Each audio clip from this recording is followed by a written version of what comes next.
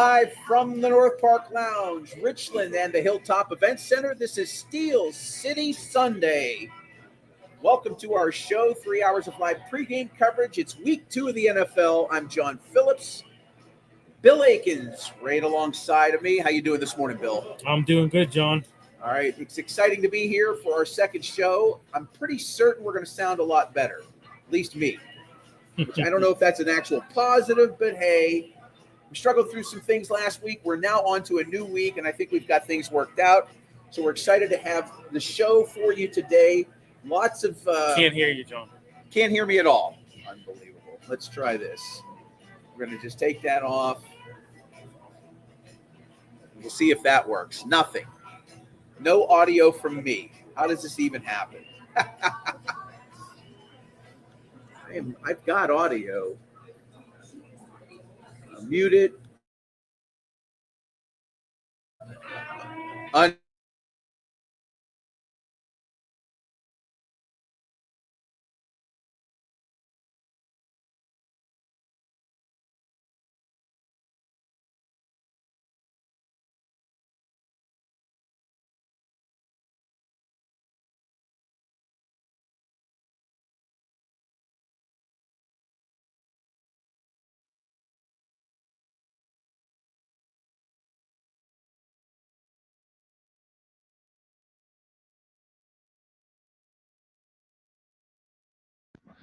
Can you hear me now? Is that any better?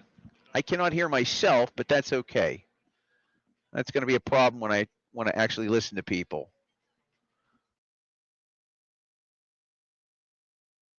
Nothing. You got me now. Okay.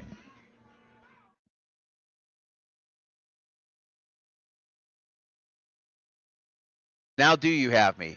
Okay, I think I figured out what the problem is. It's partly user error, but hey, we're working through the bugs. There's a button in the back of this headset that will allow me to be heard, and can you still hear me? See, now I can't hear anything, but we'll work through. Oh, you are. Throw yourself off of mute so I can hear you. I can't even hear myself. All right, can you hear me? Now that's better. Okay. Is that okay?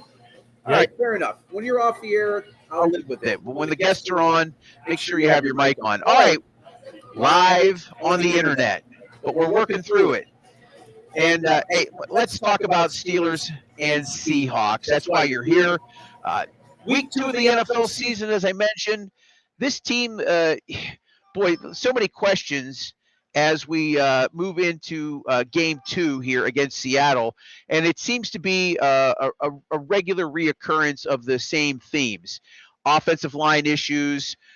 We've got a defensive run that is like a sieve. They just allow people to just bludgeon them on their ground attack. We'll see how Seattle does against our run defense today. But I think the real enigma in all of this is definitely Broderick Jones. I don't think it goes without saying that last week, giving up 3 sacks, 4 of the total, he gave up 3. Protecting Aaron Rodgers is going to be everything. And we saw what happened when Rodgers was protected, Bill. I mean, he was able to have plenty of time to throw the football. He looked extremely good last week. 4 touchdown passes. He hasn't done that in a game since I think it was 2018 or 16. It's been a while for Aaron Rodgers. And he just looked really, really good when he had time to throw the football. So how do they fix this? How does Broderick Jones fix this? That's the real question I have today. And I think that's a question that's on a lot of fans' minds as we approach kickoff. Big show. I'm going to get to Bill here and his thoughts in a moment. We are waiting for Paul Zeiss to join us. He's going to be with us for the majority of the 10 o'clock hour. Paul Zeiss, of course, of the Pittsburgh Post-Gazette, been covering sports in Pittsburgh for nearly 30 years. Native to Penn Trafford, went to Temple University. He's a Pittsburgh guy, as you know. He'll be joining us here very shortly. At 10:40-ish, we'll have Mike Ostie, managing editor of West Virginia Sports Now. Big game for the Mountaineers yesterday as Pitt goes down there and they snatch defeat from the jaws of victory, losing in overtime 31-24. Mike West Virginia grad, covers the Mountaineers, has covered the Steelers, covers the Steelers for the Pittsburgh Sports Now family of websites here in the region. He'll be joining us for the mic drop at 10:40 a.m. Big 11 o'clock hour set up for you as well. We debut a couple new segments this week. The first one is going to be Behind Enemy Lines. We want to bring somebody on from the opposing team's city, from the media. I can't tell you how excited I am to bring Chuck Powell on from KJR All Sports Radio in Seattle. Chuck and I lived together and worked together 30 years ago in Las Vegas at a sports radio network called Sports Fan. I got there a couple weeks ahead of him. He and I shared an apartment together. This was in the early days of syndicated sports radio, and Chuck has been doing morning radio in Seattle for a decade. He was in the Phoenix market for 20 years.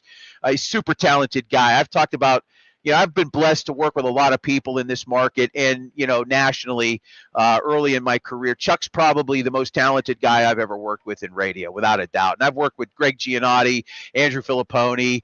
I spent a little bit of time early in my career with a guy named Myron Cope, Bill Hillgrove. Those people, super talented. Chuck's just a real sharp guy, and he's going to join us at 11:15 for Behind Enemy Lines. At 11:45, we debut Consig's Picks, professional sports handicapper Beaten the Bookie. You can check him out on X and Instagram at Beaten the Bookie, Beatin the Bookie. His website, beatenthebookie.com. Rob's an interesting character. I've been following him for more than a decade. He is not just an NFL handicapper, and I've worked with, handicappers, again, from my days in Las Vegas, working with the likes of Dave Koken, some very sharp people at the MGM Grand and others that I kind of got to know when I was out there.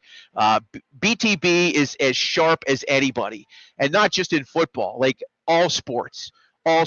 But Beaten the Bookie at 11:45 a.m. will debut Consig's Picks at that point in time. And then in our 12 o'clock hour, our NFL insider joins us, Zig Fracassi of SiriusXM's NFL Radio. Zig's going to be on with us at 12:30. We'll talk NFL with him and get the show wrapped up closer to kickoff. All right, let's get back to Bill Akins. We'll bring him in here as we wait for Paul Zeiss, who's stuck in some traffic apparently. Sent me a text message. We'll get Paul on here in a few minutes. Always want to hear what he has to say. Let's go back to Broderick Jones. I hate to beat a dead horse, but I'm going to beat this horse. What do you expect of him this week? How's he going to handle this Seattle front seven, the front four specifically? How's he going to manage today's game and help Aaron Rodgers stay upright? Yeah, I mean, he got sacked 4 times last week, Aaron Rodgers. I was just looking at it, John. If they keep this pace, he's going to get sacked 68 times. I hate to say it, he's probably not going to make it to 28 times, being a 41, soon to be 42-year-old quarterback. I mean, I don't know. I don't know what Broderick's back in his natural position, but he seems to be uncomfortable, So they gotta clean that up and clean that up in a hurry. It was interesting, last week with Mike Tomlin's press conference. He basically called out both tackles. I mean, he called out Jones and Fatano. So we'll see what happens there. I think they need to establish a run early. Last week, 53 yards total on 20 attempts. That's not going to cut it. You got to open up that offense, and in order to do that, you're going to have to establish a running game. And they got to improve in run blocking as well. They got to have better support for their running backs. I think you take care of the football, protect Aaron Rodgers, and I think you'll be on to something when it comes to the offense. So, but. Hey, let's face it. Last week they avoided turnovers on offense. No turnovers last week. So, I mean, let's keep that going. Yeah, they need that kind of energy for sure. And again, all of this is kind of connected together, right? You give good pass protection, you open up a few holes for your running attack. I know Kenneth Gainwell saw a lot more action than I think we thought he actually got more touches than Jalen Warren did last week.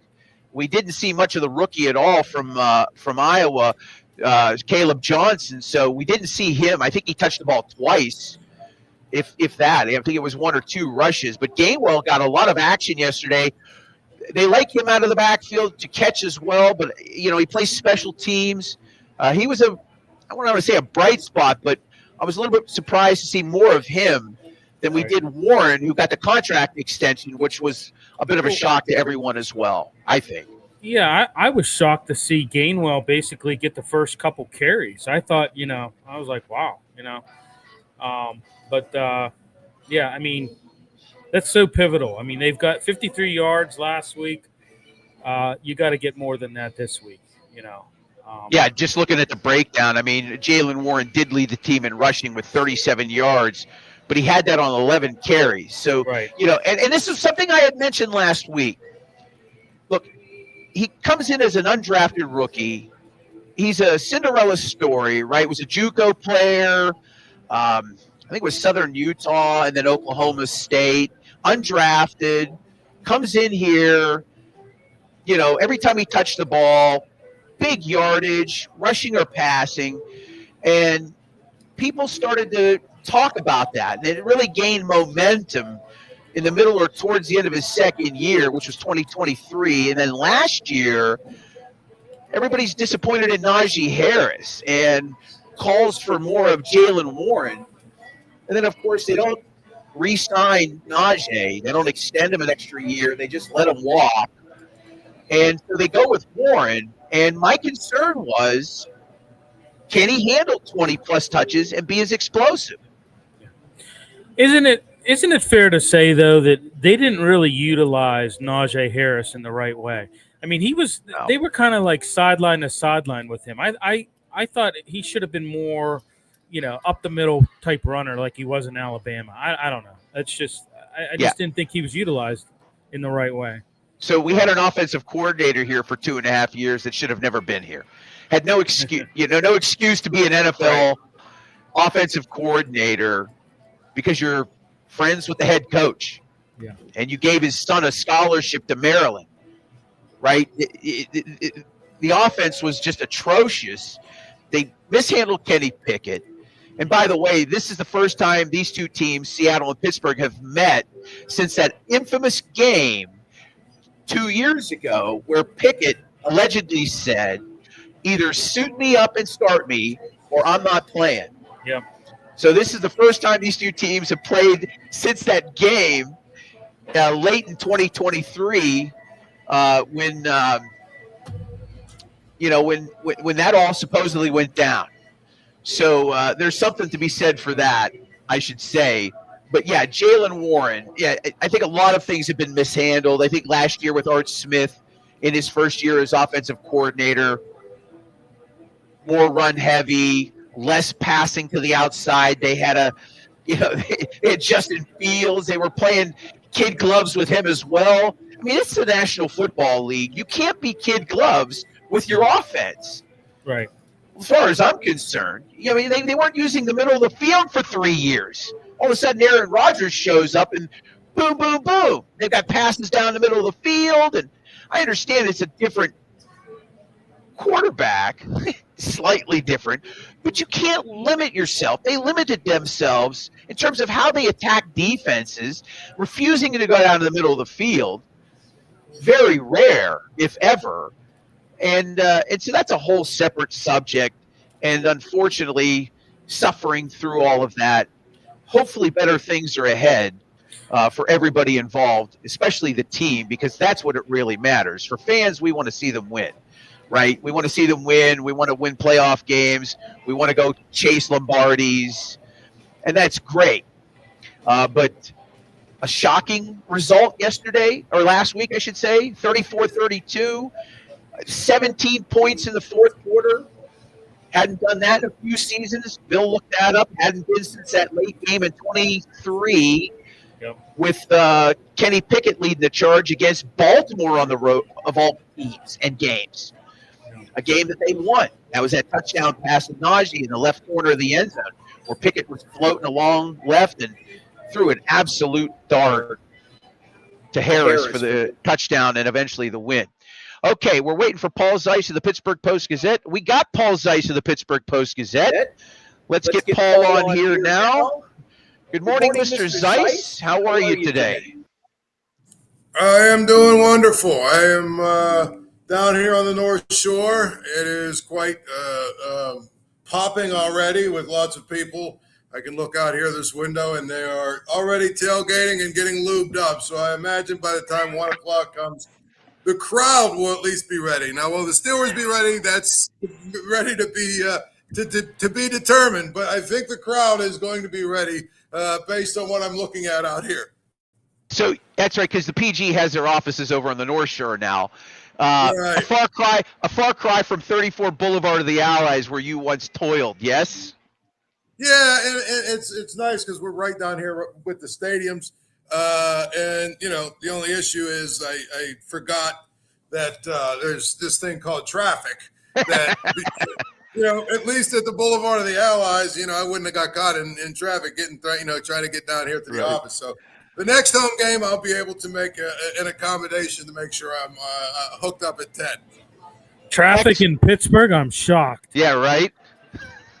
Absolutely. All right, Paul. So big game today, obviously. They're all big. You got 17 of them. They've won the first one.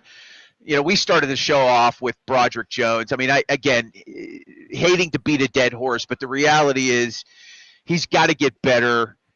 What's the fix for him, do you think? I mean, this was supposed to be like a turning point season for him. They moved him to left tackle. Not a particularly great effort last week. They gave up 4 sacks as a team. He gave up 3 of them. How does he improve? How does he fix this for himself? Well, he's got to be able to do it from the standpoint of he's got to be able to figure out what exactly he's doing. Either it's technique or whatever, footwork, handwork, whatever. He's got to get better in so many different ways. And I think that it's the thing about it is this is sort of make or break for him. If he doesn't get it done this year, he's basically what you would call a first-round bust. But they need to get him to a point where he can move better, play better, do all the things they're asking him to do. And that's what I would tell you that they need to do for sure, is if he doesn't get better, then it's going to be really, really interesting to see what they do, because I don't think, John, they have an alternative to him. I think what they have to do is basically just ride the storm and hope that, you know, now that he's on the left side and all that other stuff, that he is able to do the things they're asking him to do and get better because it's his more natural position. We're talking with Paul Zeiss of the Pittsburgh Post-Gazette. He's live down on the North Shore at the offices of the PG as the Steelers get prepared to take on the Seattle Seahawks. Let's talk a little bit about Seattle. Defensively, they've got some defensive backs that are out, key players. Last week for Seattle, a loss at home to the San Francisco 49ers, 17-13, a game that they were ahead of 13-7 heading into the fourth quarter. I guess, you know, we let's talk Sam Darnold to begin with. You know, their starting quarterback, he's last week, I think he was like maybe 150, 160 yards passing, comes over from Minnesota. How does he attack? What do you expect from him this week against this defense? I mean, I think obviously we'll get into the rushing component of all of this. That's probably where we should have started. But let's get with Darnold to begin with and just talk about him for a moment, if you don't mind. I think Sam Darnold is the ultimate quarterback that eventually gets coaches fired. And that's where I would put him, because I think that he's a guy that's got obviously some really good physical tools, John. I mean, he's obviously very big. He's a big, strong guy that, you know, has a really big arm. He's actually not terribly unathletic. He moves well. And so, when, you know, you see his physical tools, and I'm sure there's a lot of coaches that think, oh, I could fix him, right? And then he gets there, and there's something missing up here, John, up in between his ears. There's something missing. He freezes up at the worst times. He makes some really god-awful decisions.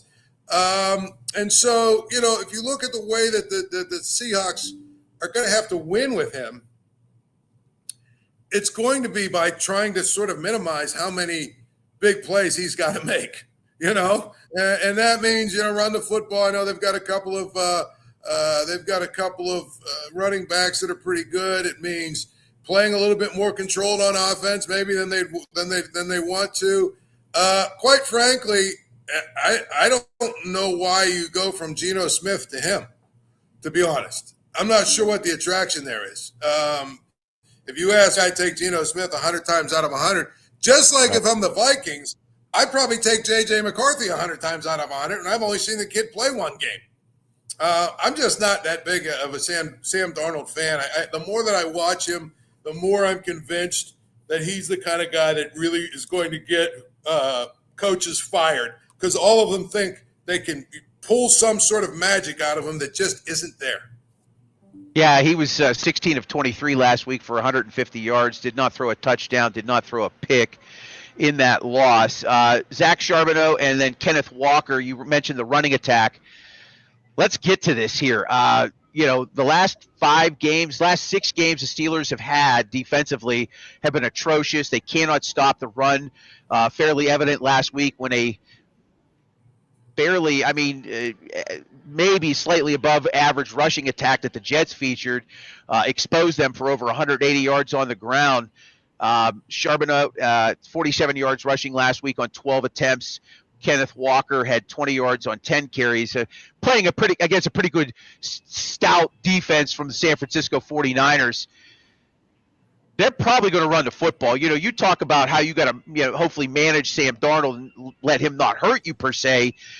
I would expect Seattle to just keep ground and pound until they cannot, until the Steelers prove that they can't stop them, I would think.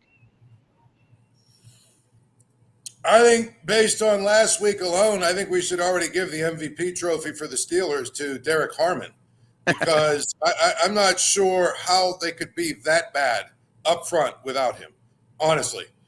And, part of it, too, is I think their inside linebackers, I think, are probably suited a little bit better to be in coverage and be, a little bit more of those kind of guys that make plays out in space. But in terms of, coming up and smacking some in the mouth, I don't know either one of those guys is that. You kind of need one of them, to be your inside linebacker.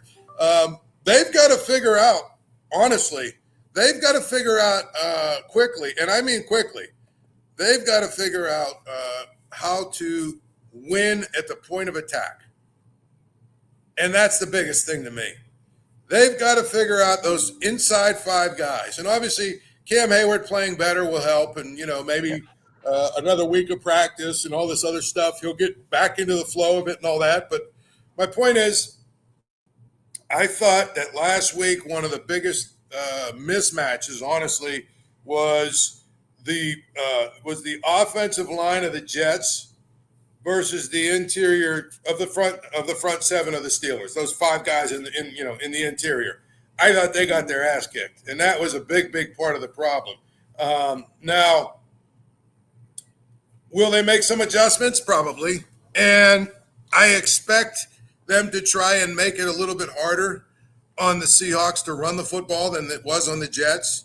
And, then it comes down to, can Sam Darnold make enough plays to make it hurt?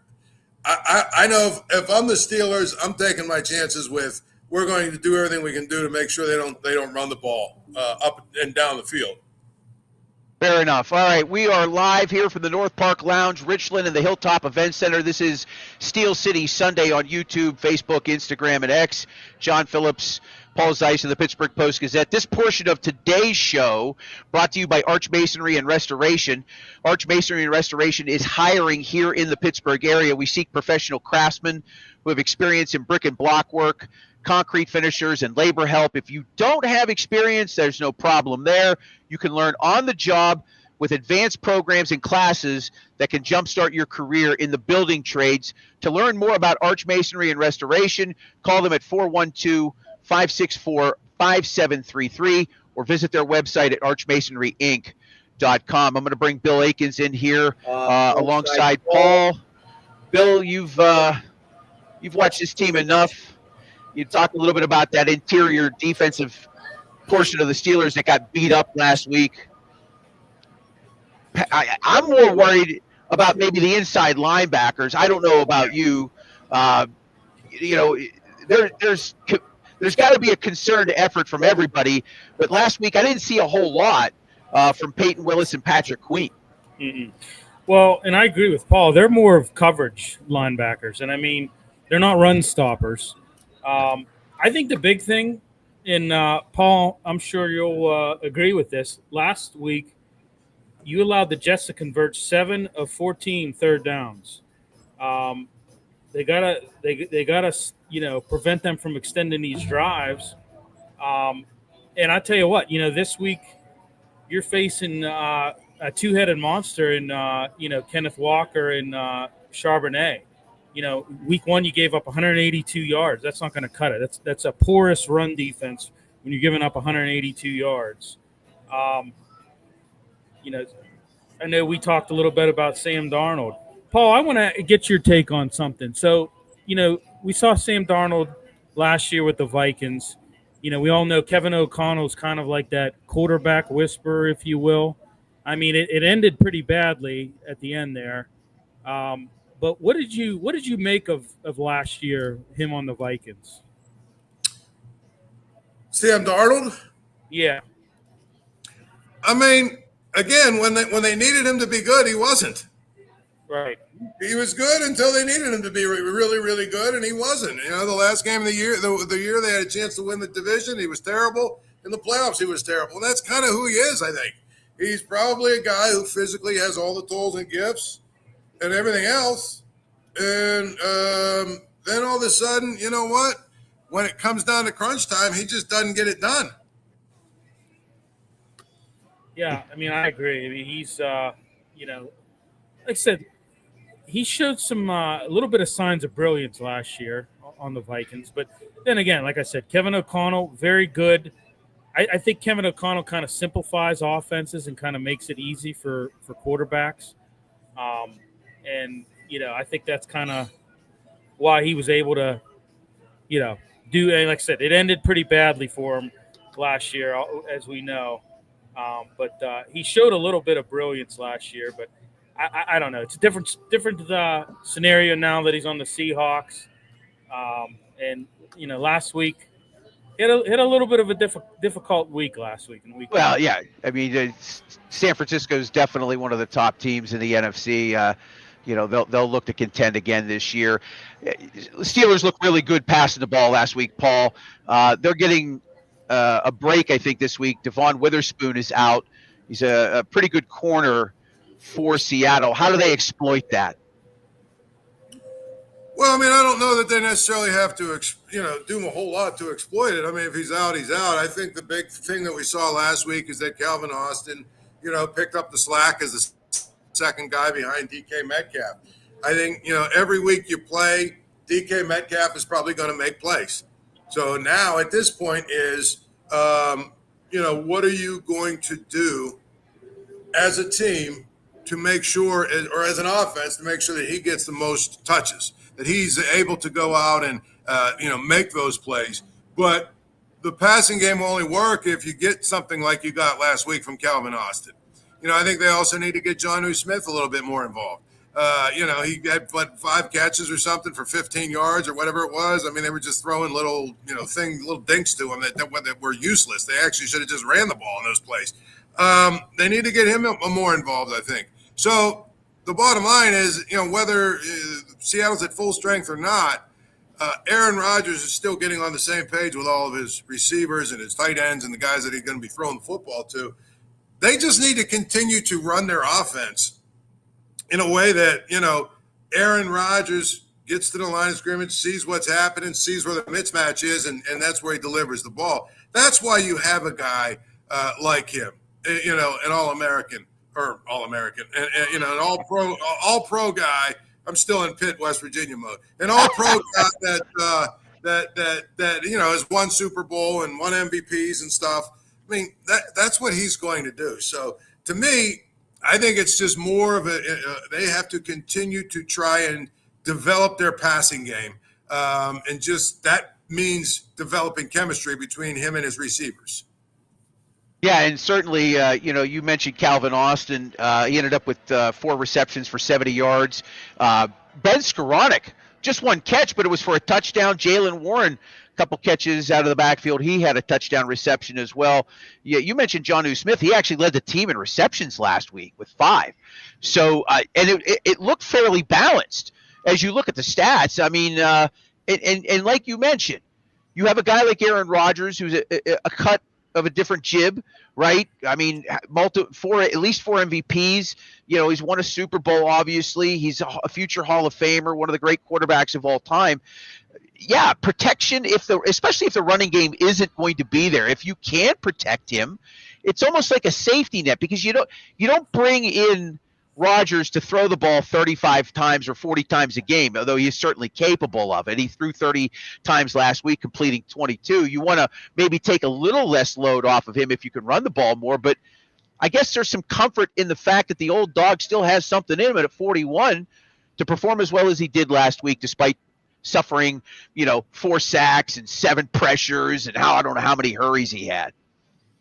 Well, that's the key there, and that's what you got to be careful of. Yep. And it's especially true if your tackles don't play better than they played last night or last week. If they don't play better than they played last week, he's not going to make it through 4 games or 5 games if he keeps getting it. And the thing about Seattle is their defense is one that's really kind of predicated on pressure. And I think what's interesting is, Mike McDonald is the head coach. He's very familiar with the Steelers because – he was in Baltimore. He was the defensive coordinator in Baltimore. He was a defensive assistant for a bunch of years in Baltimore. He likes to bring pressure. Seattle is going to come and try and hit Aaron Rodgers and hit him early and hit him as many times as they can. Now, if the Steelers are able to block them, and we've said this from the start of the season, if the Steelers are able to block them and give Aaron Rodgers time to throw, that's a good thing, and he'll probably pick them apart. But if he takes too many hits, and I was looking, they basically knocked Brock Purdy out of the game last week, didn't they? Pretty much. Yeah. And if you look at what they did in terms of the stats, I was looking at this the other day. Their defense actually, I think they only had 1 sack, really, but they had 7 quarterback hits and 7 tackles for loss. So, that's a lot of action in the backfield. So that's something you have to really kind of watch and be aware of, is what they do with respect to pressuring the quarterback. Paul Zeiss of the Pittsburgh Post-Gazette joining us live from the North Shore in the offices of the PG. This is Steel City Sunday here on YouTube, Facebook, Instagram, and X. Byron Murphy, Leonard Williams, part of that defensive interior for the Seattle Seahawks that created quite a bit of that havoc. And, obviously a concern for Rodgers and the offense in trying to protect him. Not only that, just to open up holes, but, they've been certainly very good for that defense. It's not the Legion of Boom from maybe years past, but they're certainly carving out a new path for themselves. Despite having some injuries in their secondary, that front is going to pose some problems for sure. Let's talk about Chris Boswell. Again, kickers and, his 60-yarder could have been good from nearly 70 last week. I was reading that the league changed the rules with the K-ball this year, where teams can basically doctor that ball up almost as much as they want prior to the game. And the K-ball, for people that don't know, is a specific football that the kickers use only. And it used to be they couldn't doctor it up until, I think, game day. There was a certain time on game day when they could get the K-ball and try to scuff it up. And, I guess they've proven that, the more that ball has been handled and played with, the better it's going to perform when somebody puts a foot to it. But Boswell just continues to be this amazing find that they got 10 years ago. He won them the playoff game against Kansas City a decade ago, their last playoff victory, I might add, kicking 6 field goals, the 60-yarder to take the lead and gain the victory against the Jets last week. I know he's got another year left on his contract. Steelers, he was talking about an extension. They didn't give it to him. How does he not become the highest paid kicker in league history next year? He should, but the Steelers have not always been very willing to spend a lot of money on their kickers. In fact, they have had good kickers in the past that they've let walk because they cost too much money. I will say this in general.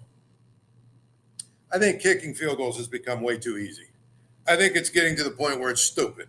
Where basically nowadays you just basically have to get to the 40-yard line, which is like a 56, 57-yarder, and pretty much every kicker in the league makes it. 50 to 60-yard field goals should be really difficult. They just should. You should not be rewarded, because seriously, if the other team punts the ball to you and you get it on, like, say, the 40-yard line, and you drive it 18 yards to the other team's 42 or 41-yard line, and you kick a 58-yard field goal, you shouldn't get rewarded with points that way.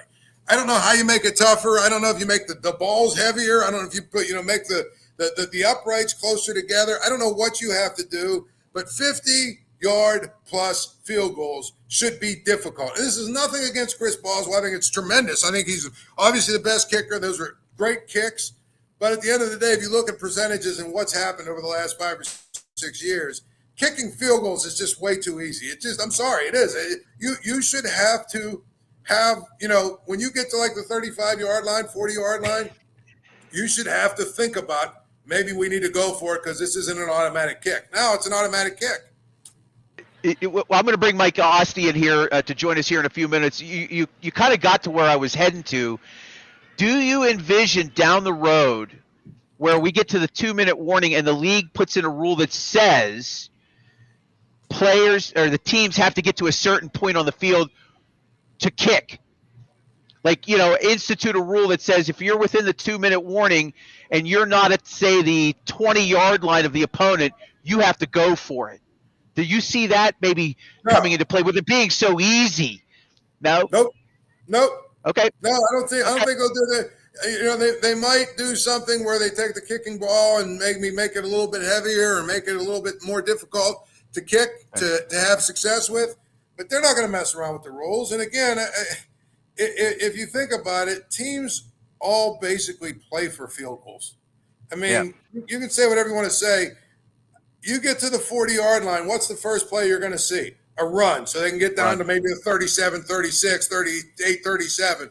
If it's whatever, they're all just trying to get basically to the 40 to the 40-yard line so they can have a chance to kick a 55 to 60-yard field goal. To me, 50 yards and plus should be really difficult, to be honest. I'll tell you one rule that I heard thrown around. This was like 10, 15 years ago. It'll never happen. But someone suggested this, and I think this would be interesting, is why reward teams who don't penetrate far? In other words, your 20-yard field goal should be 3 points. Your 55-yard field goal should be 1. That would change the game a little bit. But instead, they'll never do that. That's interesting. That's what you do. Yeah, that's a fair point. All right, before we get to Mike, we've got some comments from Facebook and YouTube. You want to go ahead, Bill? Bring those in. Yeah, we got Steve Simmers chiming in. Here we go, Steelers. We got David Claycomb. Good morning. Looking forward to the show. Thank you, David. And of course, you can leave us messages online. Okay, go ahead. And then we got Mike Lauro. Hey, guys, good luck today.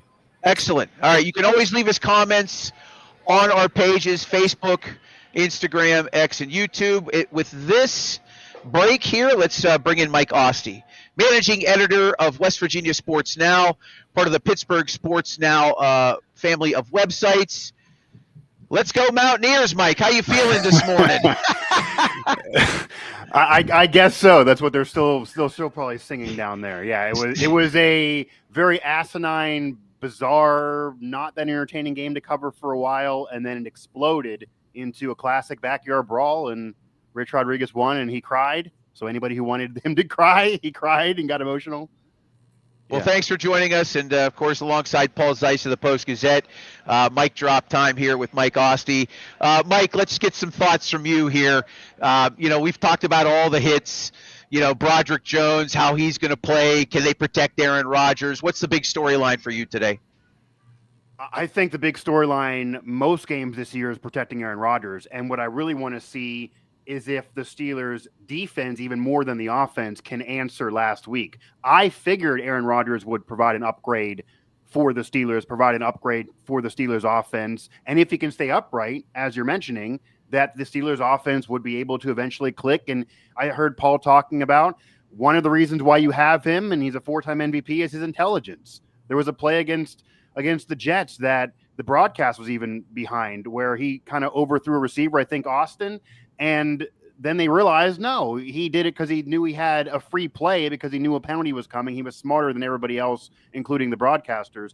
That's what you get with Rodgers. He can make the offense more explosive than it's been in years, but defensively, they got to have a better effort. I mean, Justin Fields looked better against the Steelers than he looked his entire career, and I know they have stars there defensively, and there were some big plays from some of the stars like there has been in recent years, but you can't allow those yards. You can't allow those points against the Jets team that's not really going to contend this year, and even the Seahawks, who are in flux, and who knows how good they're going to be. So I need to see more of a defensive effort for this team to really be a contender this year for me, but the offense doing it again, I think would be nice for most people, but I do expect them to kind of keep on clicking with Rodgers as long as he's healthy.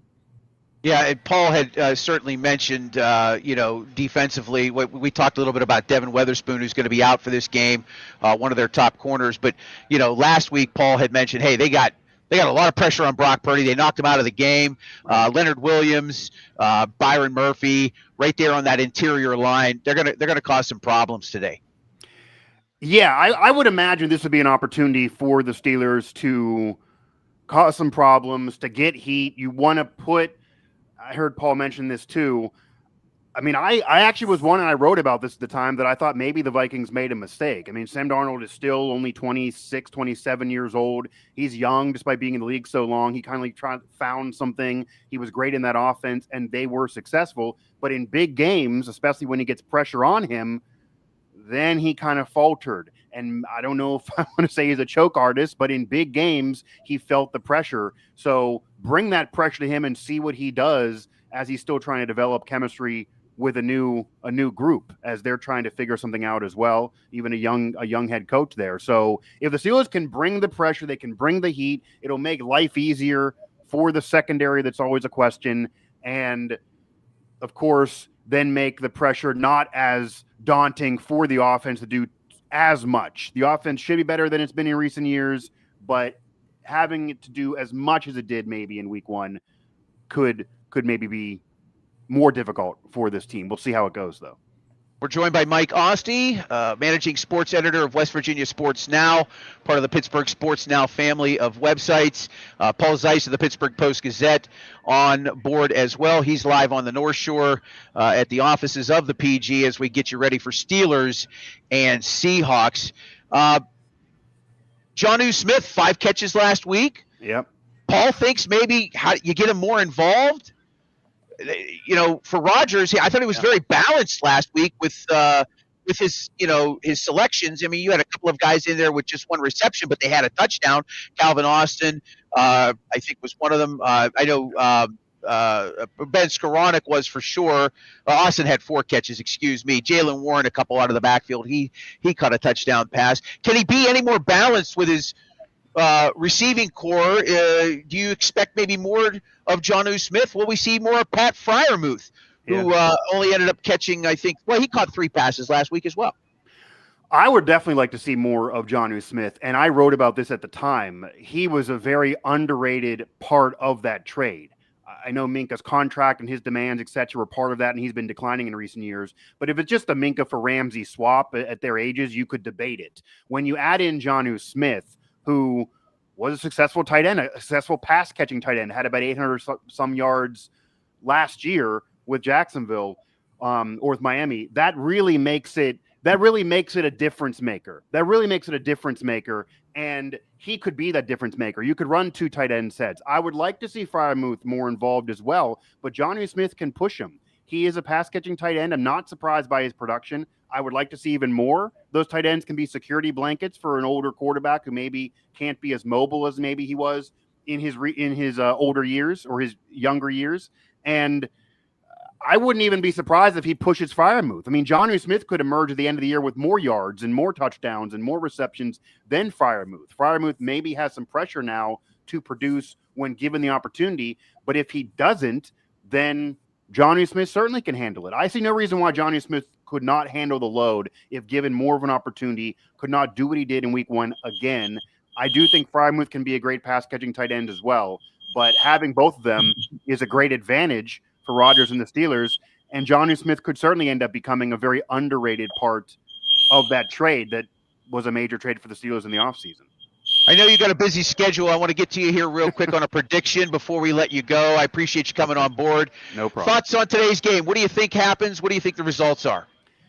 Yeah, so I thought the Steelers were going to kind of dominate the Jets, and of course it was a close game. They could have went the other way for a while. I do think Pittsburgh wins this game. I think the Seahawks are still trying to kind of figure things out. I don't know exactly how good they're going to be this year. We'll try to figure that out. I do hear the buzzing. Is that what Paul is talking There's about? a fire alarm going off or something. You're going to have to take me out for a minute. I'll see what's going on here. That's Yeah. fine. Okay, yeah. I was gonna say I'm trying to power through. I hear the fire alarm. I got a graphic in front of me, but I'm powering through nonetheless. Yeah. I can see the headline now. Nonetheless, I think the Steelers should win the game, but I wouldn't be surprised if it's similar to last week, where it's not going to be this daunting performance where they win by multiple scores. It's still hard to say how good Seattle's going to be this year, but I do think this is another winnable game for Pittsburgh, and a game they got to take advantage of and get these early season victories in these winnable games before they really get into divisional matchups where then they get really important. But I said before the year, I think I told both of you guys, put it out there on social and even on this show before the season, that I expect the Steelers to be a playoff team. I expect them to win 10 games, do what they kind of been doing. I don't know if I expect them to win a title yet with Rodgers or be a championship contender. I'm not sold there. I'm not really sold on the defense yet. I got to see more. But I think it's on the board to be a playoff team and then win a playoff game and actually have a chance to win that playoff game. Because as you guys know, the recent years, even when they would crawl in, it was a guarantee they weren't going to win that playoff game. I think now they have a chance, if Rodgers stays healthy, to be on the board and win that playoff game. But this is another one I expect them to win, but they got to show something, especially defensively, against the team. They should be able to impress overall and put up a solid defensive effort. Excellent. Mike Oste, the mic drop, managing editor of West Virginia Sports Now, part of the Pittsburgh Sports Now family. Mike, I appreciate your time. Thank you, buddy. Yeah, I appreciate it, guys, and I'm going to have some post-game coverage, I'm sure, about the Steelers on Yardbarker and other places, so look for it there. I did write about my thoughts on the Steelers defense after the game last week, so great talking to you guys. We'll see how the game goes. I'm sure there'll be some wrinkle in it that it won't go exactly as planned, and you did, at least I know from last week, I'm sure all the listeners appreciate that I didn't hear any background music during this. This is I didn't have to power through that, so I appreciate that correction. I just don't show up at 10 o'clock and make this happen, pal. I know. We got Billy. It was about 10 to 10, and we finally were like, okay, I think we're going to be okay. But it sounds better. Yeah, you can actually hear me, right? Oh, 100%. 100%. You sound fantastic. Paul sounds fantastic. I can hear myself without a loud music in the background besides maybe the fire alarm for a second. And I didn't get much sleep because I got home maybe at 3 a.m. after the Vector brawl. But I'm here for you nonetheless. You're the man. Just maybe get my face to the people maybe next week with this graphic is the only. Yeah, we'll work on that. I'm just kidding. Next time, let's get Paul out of there and we'll bring him in. All right, Mike, I don't mind. I appreciate it. There. But yeah, I appreciate it, man. All right. Thanks, Mike. Mike Oste, managing editor of West Virginia Sports Now. He's also a national writer for Yardbarker. You can hear him on Sirius XM, and of course covers West Virginia football and the Steelers for the Pittsburgh Sports Now group. All right, Paul. I can see the headline now. Noteworthy writer dies in fire doing obscure online pregame show. Let's get to the predictions. Let's talk a little bit about what you think will happen today. Steelers -3 across the board on the Vegas books. Do you think they win today? Do you think they cover? What are your thoughts? Well, first of all, I think it should be said that what I meant with Jonnu Smith is he did have 5 catches, but he went for 15 yards.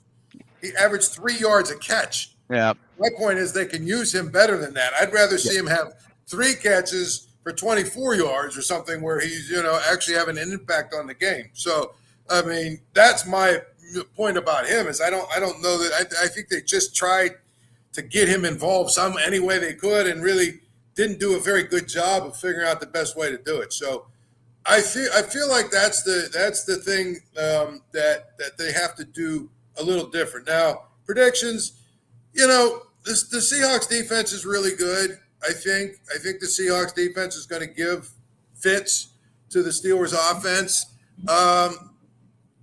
I just don't know that Seattle can score enough points here to win the game. I tend to lean, I don't even know what the over-under is here, but I tend to believe that this would be an under game. I could see it being a lower scoring game than last week, a close game. What's the line? 3? Is there a 3.5? It's 3 and 40.5. That's on FanDuel. I'm looking at BetMGM right now as well to pull this up. Everything across the board is 3 and 40.5 right now. That total actually opened up at 40, so it has ticked up just a little bit. Line has pretty much stayed solid at 3. Actually, I'm now seeing Steelers minus 3.5.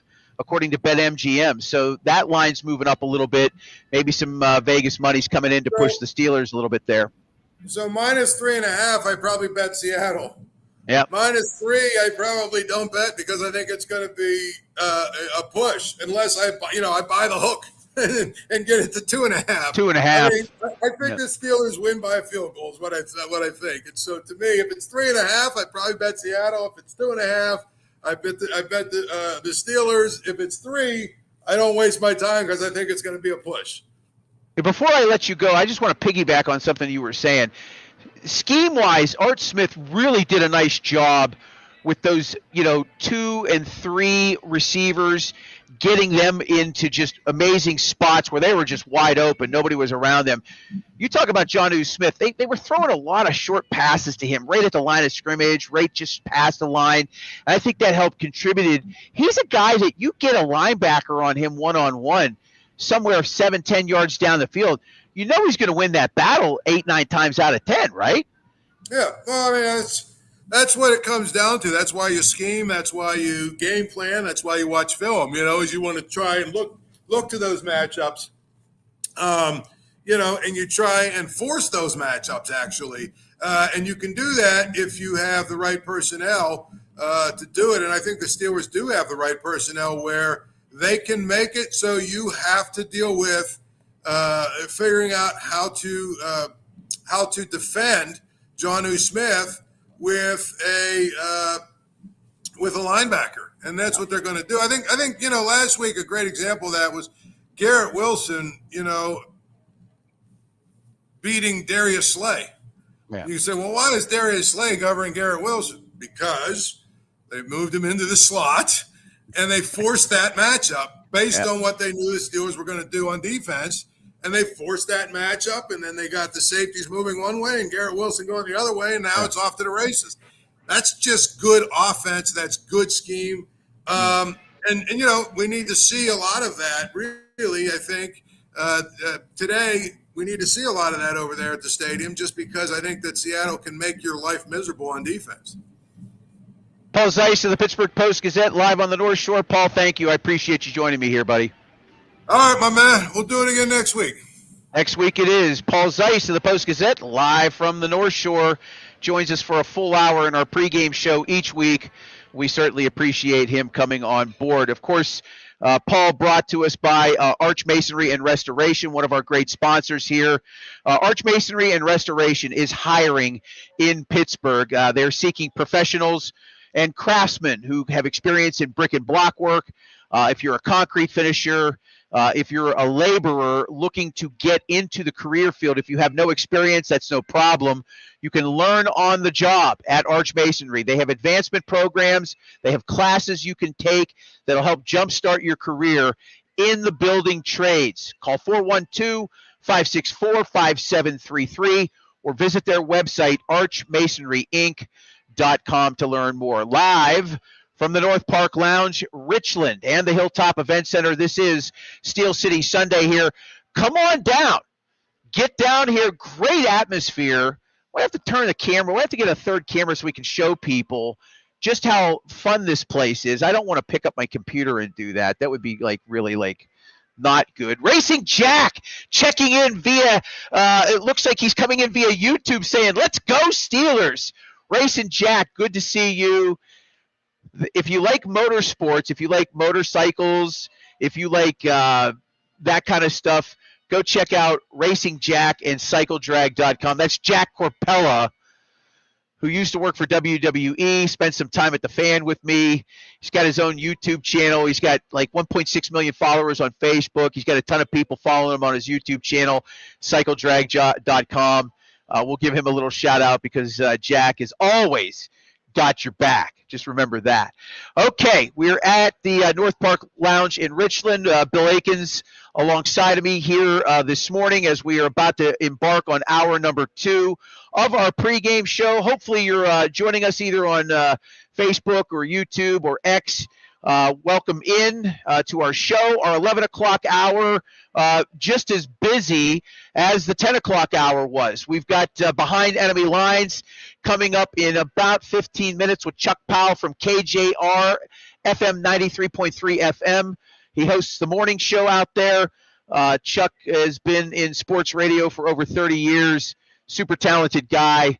We're going to bring him on board for Behind Enemy Lines. He's going to give us some perspective from the Seattle side. We'll talk a little bit about, some of the deficiencies that they're going to be facing today. We talked about, the secondary being banged up. We'll talk about that defensive line. We'll talk about Sam Darnold. We'll get into that with Chuck Powell and get his thoughts on what they're thinking in Seattle today. They had a lead in the fourth quarter at home last week against a very good team, but ended up losing that contest. So they've started their season 0-1. They don't want to be 0-2. They definitely don't want to be 0-2 for sure. So they need a win today. And I've got a great stat. I wanted to bring it up earlier. I'll bring it up later about Seattle and heading east to play 1 o'clock games. It's going to blow your mind. I'll actually bring that up with Chuck in the 11 o'clock hour at 11:15 when we bring him on board. At 11:30, we'll break into some additional what Yins think. We'll get some reaction and feedback. We'll bring Bill in to talk a little bit more about that. We'll break down the AFC North War Room. We'll talk a little bit about Ravens and Browns. They play at 1 o'clock today in Baltimore. We've got the Jaguars at the Bengals in a matchup of 1-0 teams. That should be an entertaining contest. At 11:45, we debut Consig's Picks, and we're going to be talking with a professional handicapper by the name of Beaton the Bookie. And I've been following BTB on X for over a decade. He's on Instagram as well. He's got a website, beatonthebookie.com. That's BEATIN, thebookie.com. This guy, I'm going to tell you right now, I've worked with professional handicappers before, right? Dave Koken, who passed away late last year, worked alongside of him. He was a handicapper for 50 years, lived in Vegas for many, many years. These guys, the ones that do it and do it exceptionally well, have a method, and this guy is as sharp as anybody I've ever come across. So I'm very excited to have Beaton the Bookie on at 11:45. We'll talk with him, and hopefully he'll shed some insight into what he does for a living and how he does it and how he remains so consistent. And then in the 12 o'clock hour, of course, at 12:30, our NFL insider, Zig Fracassi of SiriusXM's NFL Radio. He'll come on board, and we'll talk a little bit more about the NFL as we wrap the show up around 12:45 or so that you can prepare for Steelers and Seattle. Bill, I'll bring you in here for a few minutes, and we'll talk a little bit about this matchup. I feel like in these three-point games, like Paul had mentioned, you want to take the points. Right now, you got some books that are at 3.5. They dangle that hook out there, and they want to catch a fish. I feel like this is sizing up to be a 30-20 game with the Steelers winning. What about you? What do you think? Yeah, I'm with you. I think I don't know. I don't know that we're going to see what we saw last week. Obviously, with the 4 touchdowns by Aaron Rodgers, but I don't know. I was predicting like a 24-17, something like that. I don't know. I just I don't think they can continue to replicate 4 touchdown passes every week. I mean, it's just Definitely rare. I mean, Right. certainly for Rodgers, in the last 5-6 seasons, he hasn't accomplished that feat in 6 years apparently. From Right. the stat that we saw that said that as much. I think it was 2018 the last time he had 4 touchdown passes, which is hard to wrap your head around. I To be know. quite honest with you, when you're talking about Aaron Rodgers, you'd think that he would have hit that every single season at least once. Right. But apparently that's not the case. Now, again, to go back to the dead horse, how do you protect him? How does Broderick Jones, against a front 7 that last week created all that pressure and knocked the starting quarterback out Well, of that game? Well, I hate to say it, but I mean, if Broderick Jones is struggling, which clearly he is, you need to. Unfortunately, you need to utilize your tight ends and your backs, chipping to the left side, helping them out. I mean, he needs to step up and prevent this pressure. I mean, I don't. This is his natural position. You would think that he would be more comfortable over there. But we're just not seeing it. And like I said, if you've got to utilize those tight ends and sets and backs, and have them chip to the left side, then that's what you got to do. You've got to keep Aaron Rodgers upright. Like I was saying earlier in the show, he's on pace to be sacked 68 times. And I mean, a guy that's 41 years old, going to be 42 in December.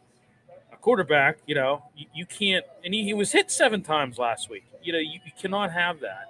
And Mike Tomlin alluded to that in his press conference this week. He said, "Listen, that's something that we need to clean up. We can't afford our quarterback to be taking hits like that." And I don't know what it's going to take, but Broderick's he's got to step up. He's got to have a better performance this week, for sure. Yeah, for sure. Absolutely. I just think offensively, in terms of running the football as well, I mean, you can't run for 53 yards and expect Rodgers to carry you every single week. I mean, I think he would, he's capable of doing it at times. I mean, even at 41, you just can't expect him to, go 22 of 30 every week for 4 touchdowns. It's not sustainable. They need to develop a running game while also trying to protect him when he is dropping back. You need to be able to you need to be able to run to set up the pass instead of passing to set up the run. And hey, they've got a challenge this week too. I mean, that front for the Seahawks, you got Leonard Williams, Jaron Reed, Boy Moff. I mean, those guys are pretty.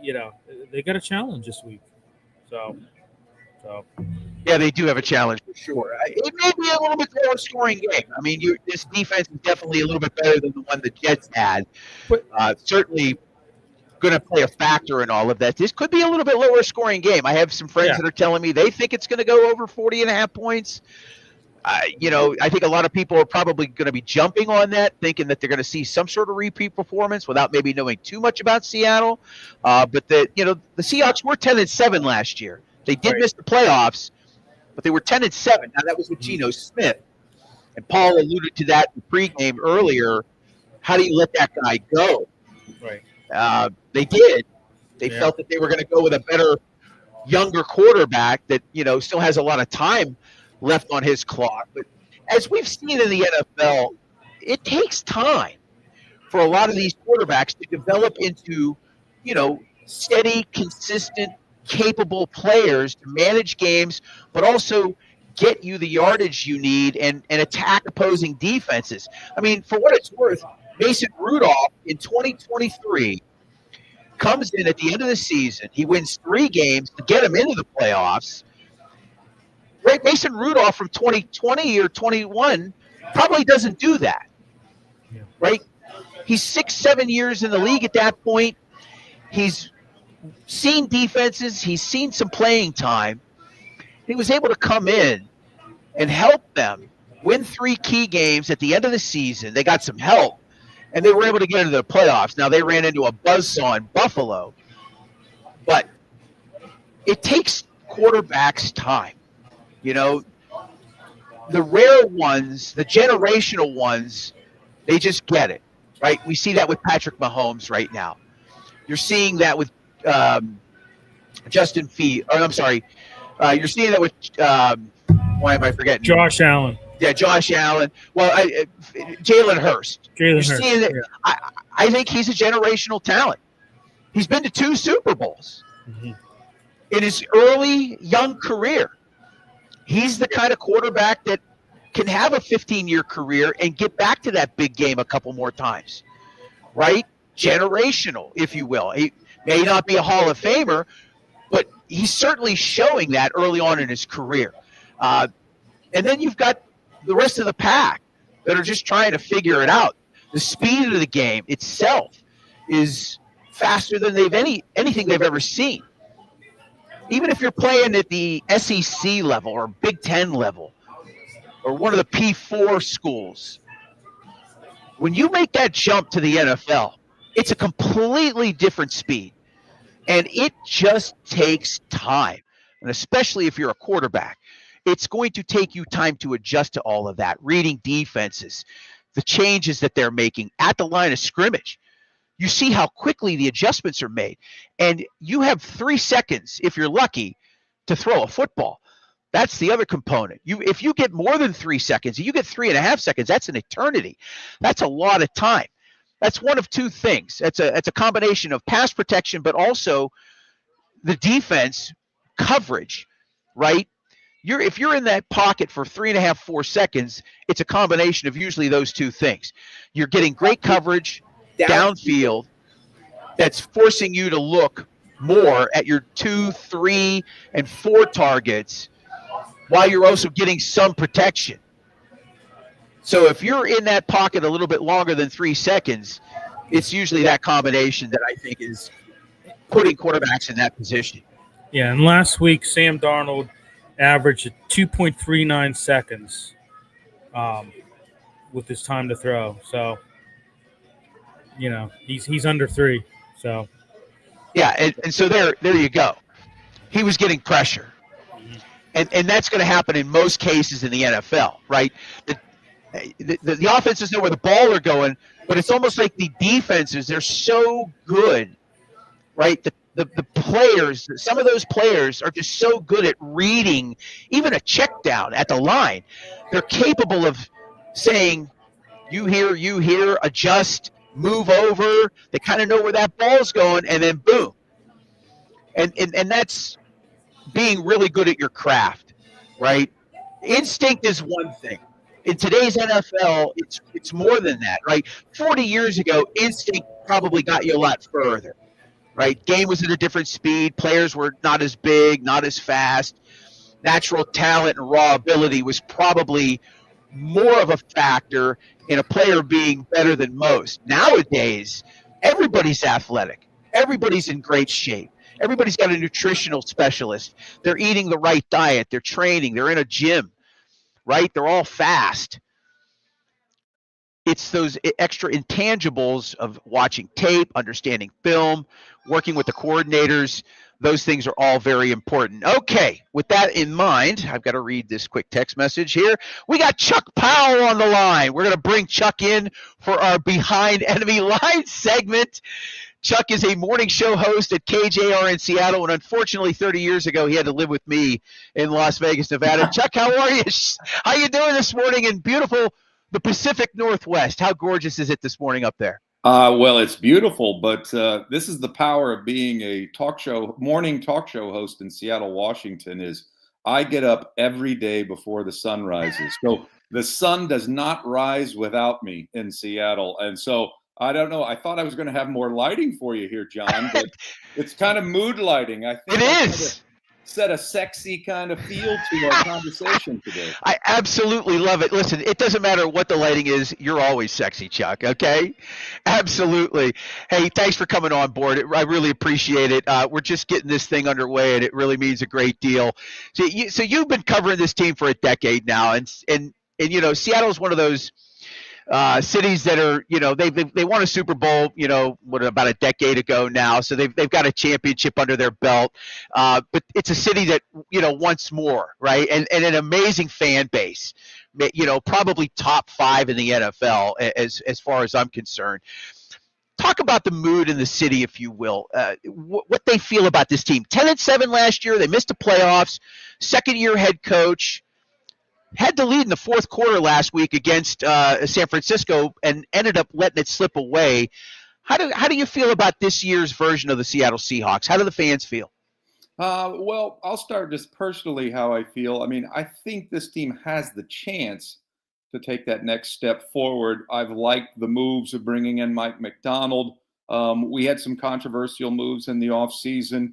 DK Metcalf, now a Steeler. That was a guy that we feel like, man, did we get everything out of him before we traded him away? And I think mostly people feel that we didn't. But that's now Pittsburgh's issue to try to see if they can tap into that ridiculous potential. The Sam Darnold for Geno Smith move was one of, I won't say controversy, but, you know, that has led a lot of people to wonder if you improved at that position. I think maybe we slightly did. So a 10-7 team a year ago that I think made a couple of clever moves in the offseason, I did have them stepping it forward to 11-6 this year and competing for the division. But that first game against San Francisco, not only was that a disappointing loss because you had the game right there to win, had a couple terrible turnovers in that game, and a couple terrible penalties in that game, and a breakdown defensively from one player on the game-winning drive on your defensive side of the ball. And so it not only really hurts and makes you question your outlook on the Seahawks when you do expect them to achieve some pretty good things this year, but I think that loss is going to be painful as the season goes along. We'll be looking back at that one like, how did that one get away? Which really highlights how important this is to now win on the road against a tough Pittsburgh team today. Now, as for the fan base, it's a little mixed. I think everybody recognizes that this is a competitive football team. I think there is a lot of hope that it's a better football team, a division contender. But there's nothing about it that is a sure thing. I don't think there are many fans out there that feel that this team's a threat to go 13-3 or 14-2 if things fall in place. And you're right, 10 years ago, they got spoiled. That was a team that could have kind of launched a dynasty and ended up making it to 2 Super Bowls, only winning 1. So the fan base got a little spoiled on what it tasted like to be great. And since that time, they've never gotten terrible. But I do believe that there is a frustration with year after year being okay to good. I think right now there's just this want to break out of that pattern and try to get something special again. So, not disappointed, not crushed by where the team is right now, but I think a little anxious in Seattle. Is this the team that takes that next step and gets us out of this sort of muck of being mediocre to good that they've been stuck in for a few years now? Yeah, and certainly the Steelers have been stuck in that, mired in that for 8 seasons now, with the horrific playoff losses. We're on our Behind Enemy Lines segment. We're pleased to be joined by Chuck Powell, morning show host on KJR 93.3 FM in Seattle. You can also listen to them on your iHeart Media app. How about this? So they lose last week at home, but they have the advantage, if you can believe it, of coming east for a 1 o'clock game. Did you know that since 2018, the Seahawks are 18-4 straight up on the road in the Eastern time zone in 1 o'clock games? Did you know that? Isn't that crazy? It's funny you say that because I know when I moved here 10 years ago to Seattle, man, it was a big topic to, oh gosh, 10 o'clock starts. And, what's that going to do? That's like getting up at 3 a.m. for us. That rhetoric was year after year after year.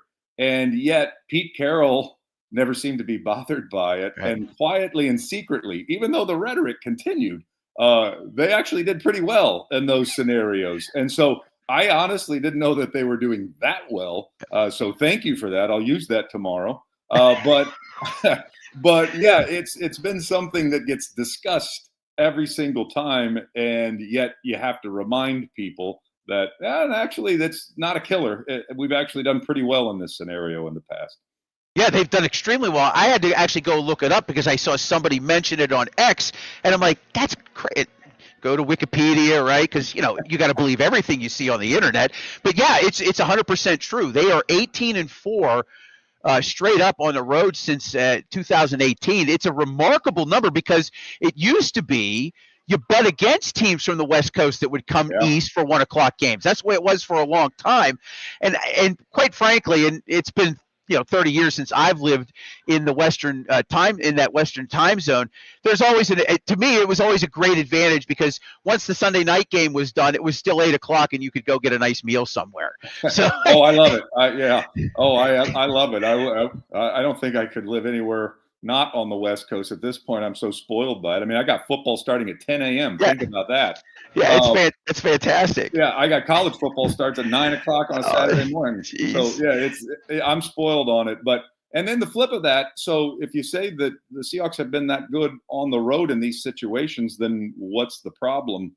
We haven't had that magical home field advantage at Lumen Field like the Seahawks were spoiled for having. I mean, I think you would argue that for about 7-8 years, that was the best home field advantage in all of the National Football League. And for without a whatever doubt. reason, in these last 2-3 years, it doesn't even feel like an advantage anymore. So it's strange how things work. I mean, you get into your mind that games on the road at 10 a.m. are going to be killers and that, oh boy, you're coming to Lumen Field, you're in trouble. And statistically, that just has not bared itself out the last few years. Chuck Powell joining us from Seattle, Washington, morning show host at KJR in Seattle. Jackson Smith in Jigba and Jalen Ramsey today should be entertaining. I want to get your thoughts on that. That young receiver, you lose DK Metcalf, but this kid he's been pretty good so far. Oh, and the DK Jalen Ramsey wars that we experienced in this division for several years in the NFC West for several years were rather entertaining. And Jalen, gosh, I don't know, DK would want to overhear this. Jalen usually got the better of him in those matchups. But JSN's just a completely different receiver. I mean, the upside, as you guys are experiencing right now in Pittsburgh, I don't know if there is a bigger upside on a receiver than DK Metcalf, the physical specimen that he is, but he didn't quite reach that plateau for us. Now, maybe that's a little on DK. Maybe that's a lot on the Seahawks for their misuse. I can't tell you how many Monday mornings we spent. Why aren't they targeting him more? And then the second question, even when they do target him, why aren't they targeting him in different ways? It feels like they kind of painted him in a box. He was either running the fly patterns down the sideline or timing patterns in the end zone or bubble screens behind the line of scrimmage. DK Metcalf, I just wanted to constantly slant across the field, post across the field, get him the ball, and then let him run over fools. And we just didn't see that a lot in Seattle. How much of that was on the Seahawks? How much of that is on DK? That's a math problem that we simply don't have the answer to here in Seattle. And now JSN is our number one receiver, and he frankly took that mantle from Metcalf last season while he was here. Completely different receiver. I mean, this guy is just a smooth operator. His running patterns, like, you know how they used to say when tracking a fly ball in the outfield that you didn't want to run on your heels because you didn't want the ball to bounce. You didn't want your eyes to bounce because that causes the ball to bounce. So you had to smoothly come in and field a fly ball in center field. You have never seen a smoother runner than this guy as JSN. Plus, he's an excellent route runner, terrific hands, gutsy player, but he doesn't have the 4.3 speed that DK has, and the 6'3" frame, and the 8-pack abs, and everything else that goes with being and the strength. He's really about guile, and I mean, he's an athlete. He's a great athlete, but he's really about guile and know-how, and he is just he's outstanding. And I think it was time for him to be the guy. And in week number 1, John, they targeted him 13 times. They targeted all the rest of the receivers, and I'm talking about the Seahawks here, 9. A total of 9 times. The running backs, the receivers, the tight ends. So I think they got a little too cartoon heart in love with JSN in week number 1. And there's been a big emphasis, at least on the talk shows this week, to make sure that we're spreading the ball around a little bit more. Because as much as we think JSN is great, you do have to incorporate all the rest of your receivers. I do want to keep you for a few more minutes. I will let you go here. I want to bring Bill Akins in here real quick, my executive producer. He's got a question for you. Hey, Chuck. So, JSN pretty much over his career, he's been, he's done a lot of his work out of the slot. Yes. Last week, it was a little unusual. He was outside. He was aligned outside a little more. Do you think, do you think maybe he's going to be in the slot more? I know that's going to be a matchup with him and Ramsey, but could you see that, him being, in the slot more this week? Or do you think maybe he's still going to be aligned outside a little more than usual? Well, they took a little bit of a gamble this year because DK certainly was the ex-receiver. And so their theory, their idea in the offseason was kind of taking a page out of our division rivals book, the Rams and the 49ers, that you don't necessarily have to have that receiver that takes the top off of the defense, that we can be a horizontal nightmare to defenses. And so you bring in a Cooper Kupp. So you lose a DK Metcalf, who's as great a threat deep as there is in the National Football League, and you bring in a Cooper Kupp. So now all of a sudden, you got 2 really skilled wide receivers. But are they the same receiver? Are they both just slot receivers? And they also, here in Seattle, we've gone to a fullback and a lot of double tight end. So where's the deep threat coming? Where's the threat outside the numbers coming from? Because nobody should question the skill and the way that JSN and Cooper Kupp operate in the slot. But if you're only going to have 2 wide receivers on the field, how are you going to threaten defenses outside the numbers and down the field? And after one game, we still have those exact same questions. So that's why you see JSN operating a little bit more outside versus in the slot, because the Seahawks are counting on him being able to perform in that role. And 9 catches in his first game playing in that role. And so I think he's got the wide receiver skill to do it, but it remains to be seen. We need more sample size to try to figure out whether or not this philosophy that these 2 guys can do everything you need to have done to threaten a defense is going to happen. There's going to be a lot of short, high percentage passes thrown by Sam Darnold. They're going to count on run after the catch. We play action 1 time in the first week, which goes completely against what they were preaching this offense was going to be about. So I'm expecting to see a lot more play action. So what I think you'll see from the team today, the Seahawks today, their offense, is play action out of Sam Darnold, and then quick little bootleg rollouts, and then high percentage dump offs, and then count on run after the catch from both JSN, Kupp, and frankly, everybody that they use. And the idea is not to necessarily get 30, 35 yards with those plays, but move the chains, keep the ball. And then a team built around defense can win with defense, but you've got to do your job offensively to at least move the chains, even if you aren't putting 25, 30 points on the board. I'll say this. You got doubled up in terms of first downs last week. San Francisco, I think, had 24. Seattle had 12. They're playing against a run defense in the Steelers that has just not been good. Last 4 or 5 games of last season, yet last week against the Jets, they, gave up 183 on the ground. How does Clint Kubiak and that offense exploit that problem? It's definitely a weak spot, and I'm sure that that's something that you talked about play action. You talked about JSN. You get that kind of rushing yardage, you're going to do exactly what you're discussing in terms of having a chance to win. Well, ideally, they want to just run the football. I mean, ideally, if they can, if Pittsburgh looks as vulnerable to the run attack as they did a week ago, they'll just ride that. We got 2 running backs, both completely different styles, in Charbonnet and Walker.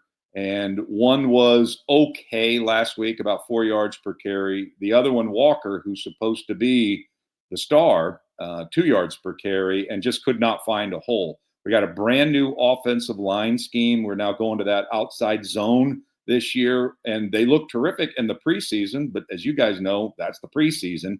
Now we get to the regular season games going against first-string defenses for 4 quarters, and it didn't look nearly as effective. But it was the first game. So if they have their way, they'll just try to run it, and play off of the run with the play action with Charbonnet and Walker. So I'm sure that's plan A for the Seahawks. But here's what has been proven by NFL people, and that is you can be effective in play action pass without having an effective running game. A lot of people think that doesn't make sense. Probably doesn't make sense to any of the 3 of us, but it's the truth.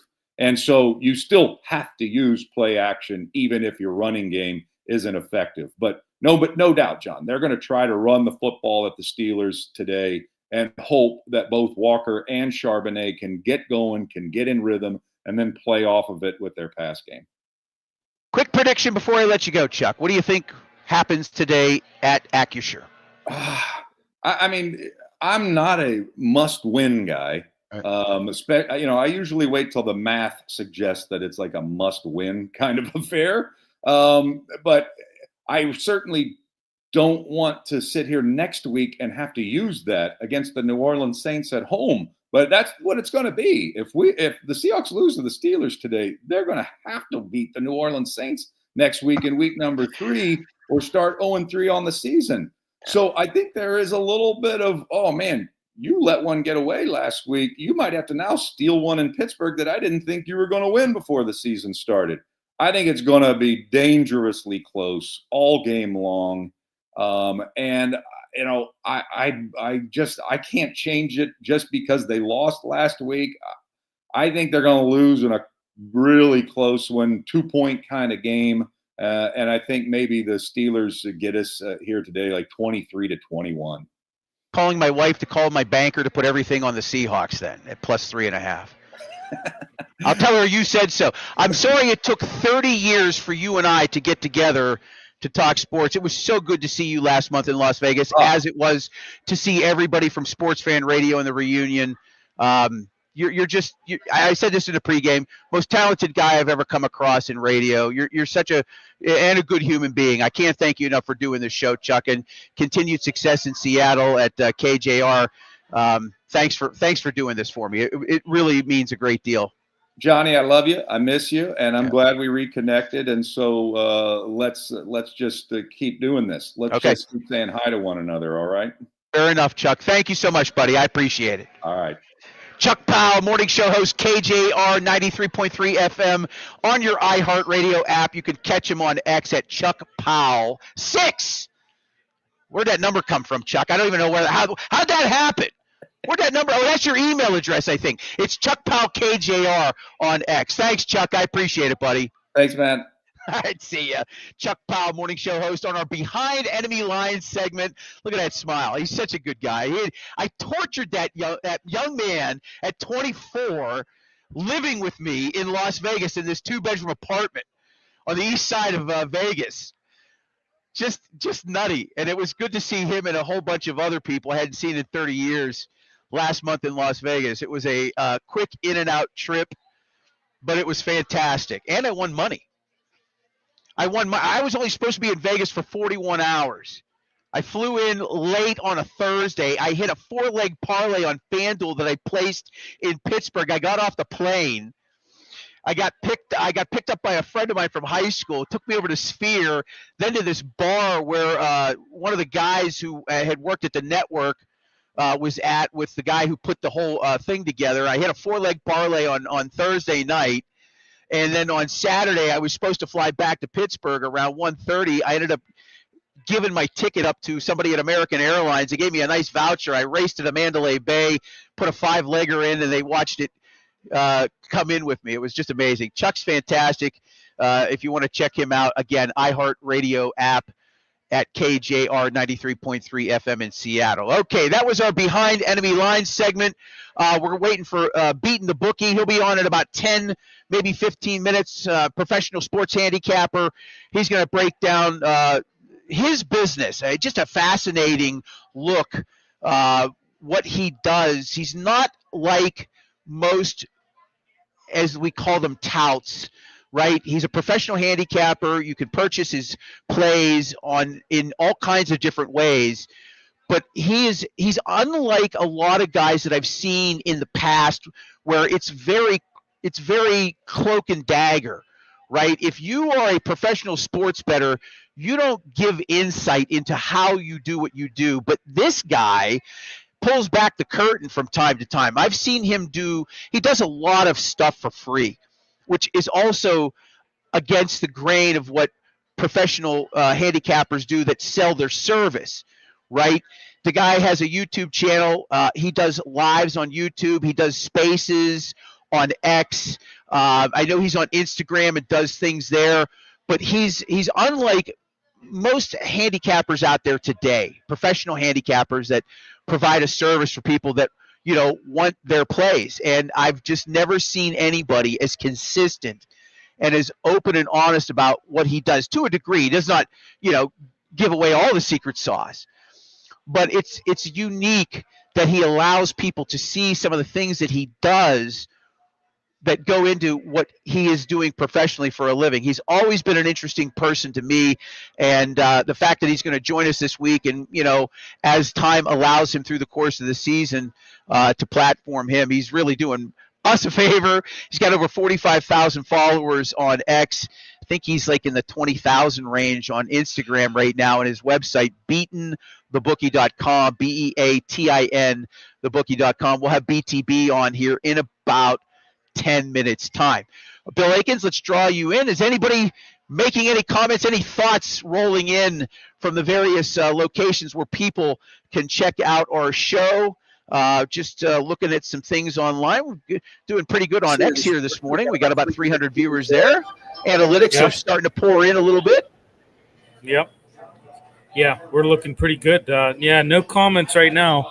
Like I said, get your comments in, guys. If there's something you want to add to the show or questions, or by all means, we want to hear from you for sure. Yeah, absolutely. If you want to make a comment, you can go to Facebook, YouTube. You can drop one on X or even Instagram, all at Steel City Sunday. We are at the North Park Lounge in Richland on Route 8 in Gibsonia.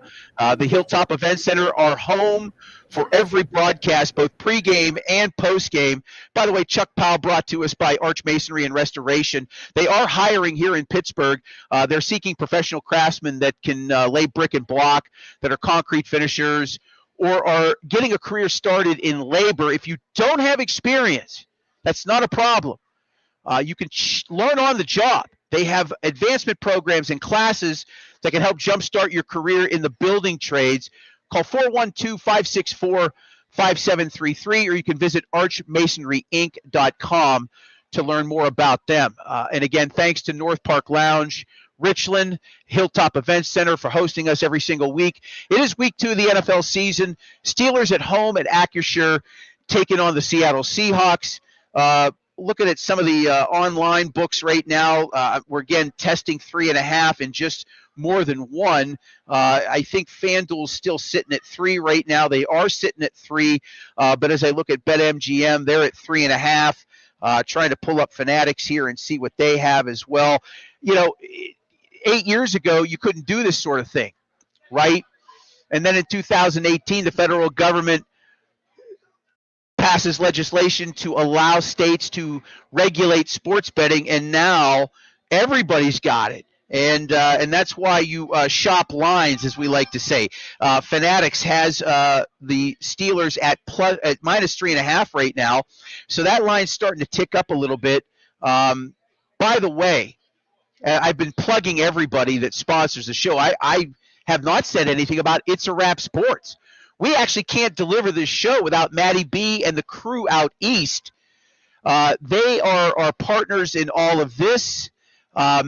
They've got a ton of different shows. I mean, Bill Akins has his own shows on It's a Wrap. You do at least 2 shows on It's a Wrap Sports, but they've got a lot of Philadelphia-centric. They have Penn State shows. It's a Wrap Sports on YouTube.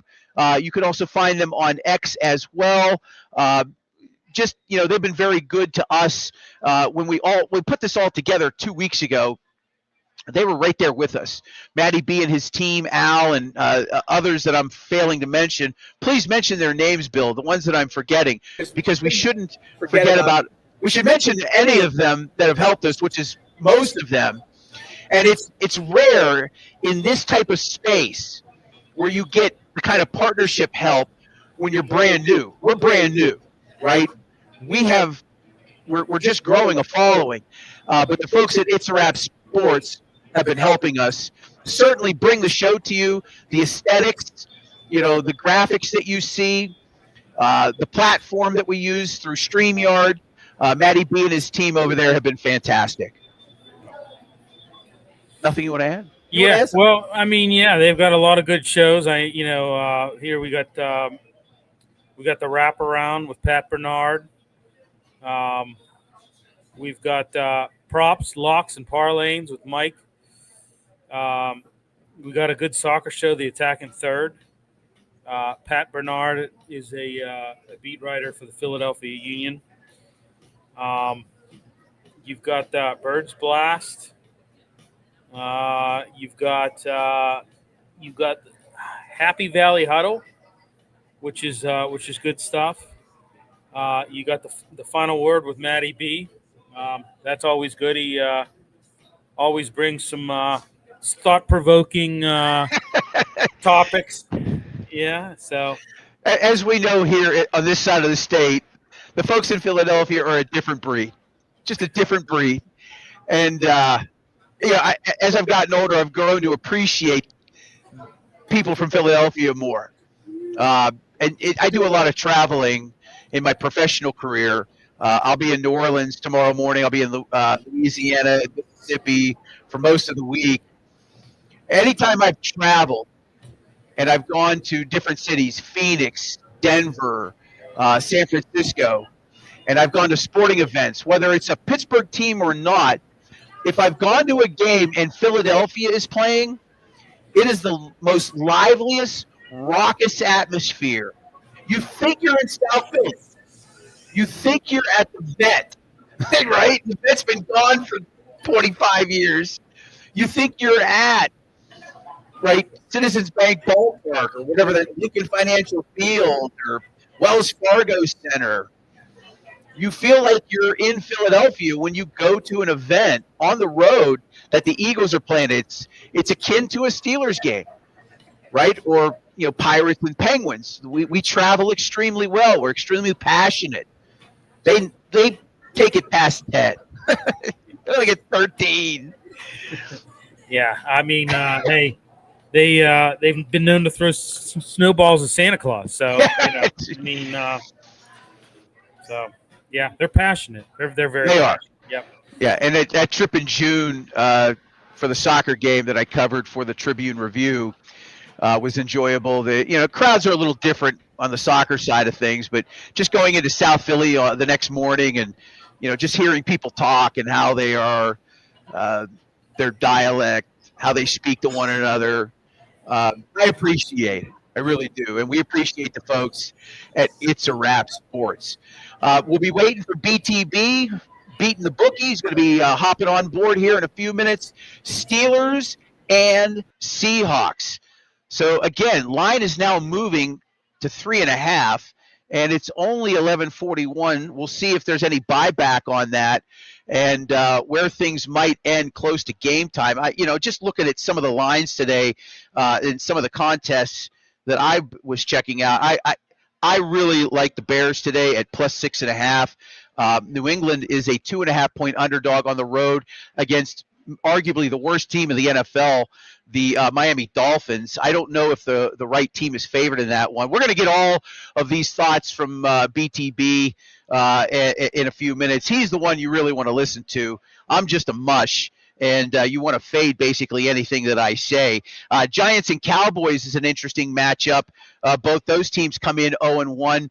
Dallas at home today, -4.5. They are favored against the Giants. They're going to start Russell Wilson.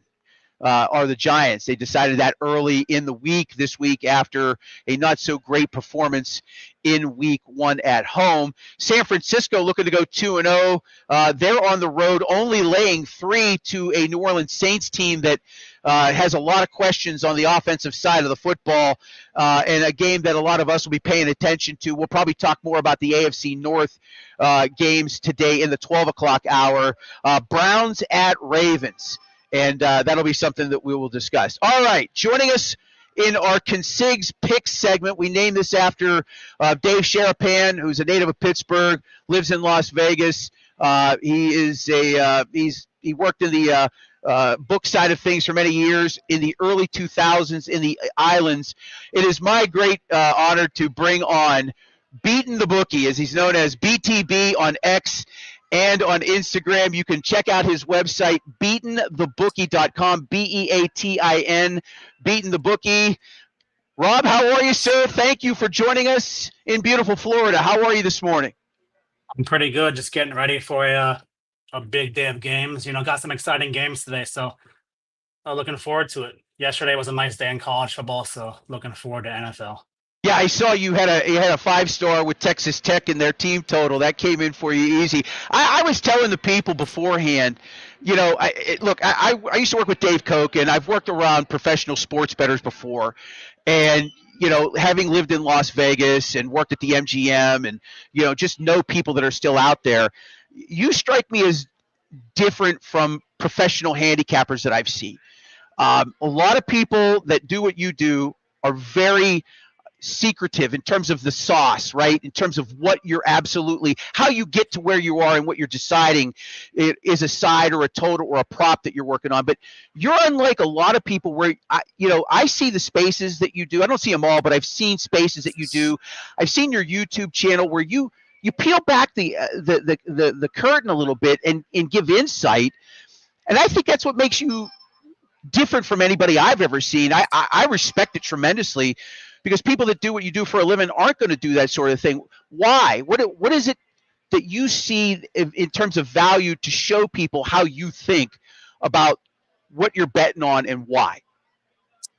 Well, I think in 2025, people want to see they want to see kind of like proof that you know something. I mean, it's easy to BS these days. Right. Especially with AI and stuff. So, I think, you have to prove to people that you actually know stuff, whereas in the late 80s and the 90s and the early 2000s, before social media, you could really say whatever you want and get away with it. Now you really have to prove your worth, to get clients and stuff like that. So I don't mind, I don't give away all the secrets, but right. I mean, mainly it's hard work over anything that, that leads to success. Yeah, and you're certainly all about it. Up super early every day. You changed your diet recently. You were showing some of the results there. You really put a lot of effort into everything that you do, and that's what makes people successful. And you've been very kind with your time, and I know you're kind with your time with a lot of people. You've been kind with your time with me over the years, just whether it's through instant messaging or through email. It takes a unique person to be that kind of a person to do that, and I respect that tremendously. I really do. Let's talk about some of the games today. Let's start with Seattle and Pittsburgh. The line's starting to move a little bit that I've seen. Some of the books are now at 3.5. when you see action like this on a Sunday morning, the line was pretty steady all week at 3. Now you start to see some movement. Where's that coming from on your end? What do you think professionals are looking at where they're moving that line a little bit? I think these days a lot of people wait to the last minute. I mean, to bet, you get, most people that bet like on their apps and stuff that are just fans of the teams, they're going to bet last minute, right? People don't like to part with their money until like the last possible second, right? So that's why you see like a lot of bets flood in late on most games and stuff like that. But I'm more of a hybrid bettor. I don't believe in that. Like all the sharps are betting this, so you should bet this, or the Joes are betting this, so you should bet against that and stuff. I kind of do whatever my feel is like. And for the Steelers this year, I feel like the Steelers. First of all, Mike Tomlin, he's never had a losing season, right? Right. They're getting a quarterback that is one of the greatest of all time. Might be the greatest quarterback of all time, like just pure passer, probably. And they're adding him, and he's coming off a healthy season last year. And I think Aaron Rodgers has something to prove, and he showed that last week, right? I don't think the books are reflecting how good Aaron Rodgers is going to play this year. I mean, last week he was phenomenal. And one of my favorite props today is Aaron Rodgers 2+ touchdown passes plus 122 at DraftKings. So, oh wow, okay, that's a play that I do love today. Excellent. We're talking to professional sports handicapper Beaten the Bookie. You can find him on X. You can find him on Instagram at Beaten the Bookie, BEATIN, and beatenthebookie.com. You can check out his services on his website. Again, not just a football guy, and your fan base is coming in. Bo Sox fan, FL, BTB is the absolute GOAT. Many thanks for the. How I found you was in 2014. You were throwing out these crazy soccer lottos, and you hit them. And this week you were doing it again. You're not just a one-trick pony. You literally cover all sports. Tennis. You've got golf. It's baseball. You swept the board last night in baseball, from what I saw. You've had an amazing run. How do you stay on top of all these sports? And just the attrition part of it. Yes. I mean, that's all I do all day for like a decade. It's all I do. I'm home all day pretty much. If I'm not at the gym or I'm not picking my daughter up at school, I'm at home watching sports or, looking at numbers, and doing every sport. And you really have to give out a lot of like pro handicappers, they don't give out any free plays. Right. But I enjoy doing that because that's how you get new clients. You have to prove to people that you can win before, they're going to sign up with you. And I have fun doing that. I mean, when you're betting a parlay and there's thousands of people following you online, it makes it a lot better when you win. So I don't mind it. It's a lot of pressure, but I mean, there's nothing more that I would rather do in the world than this. So I love it. Yeah, and you didn't get into this obviously early on in your life. You were in a professional field. It was finance of some kind. What made you transition into this? Why was it? Just getting away from the rat race of a professional career and doing something that you were passionate about? Was that what drove you?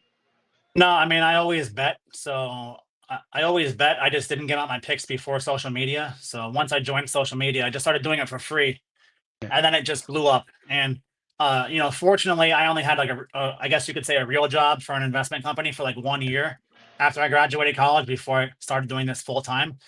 So I'm fortunate there, but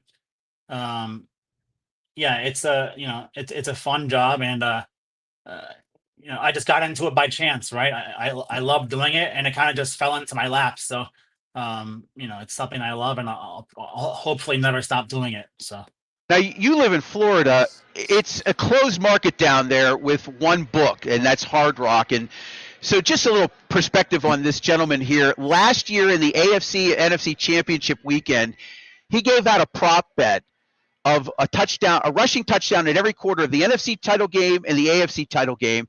It was 538-1, I believe it was, and it hit. And you had a relationship with Hard Rock Bet, but that kind of fell apart. Amazing that and again, this just kind of goes back to me and talking about why I think you're so different and unique. You're able to look and see value, and then you share that, and then it explodes. It was maybe the single greatest prop bet I've ever seen anybody ever give to date anywhere. And just hats off to you and your ability with your keen eye and your sense of, looking at what the books are offering and saying, hey, there's an advantage here. I don't know if that falls under plus EV. I think it does, positive expected value, which is a term that if they don't know it, if they're just betting on their apps and they don't know what that means, or CLV, these things are real and they're important for people that are going to do this to try and make money.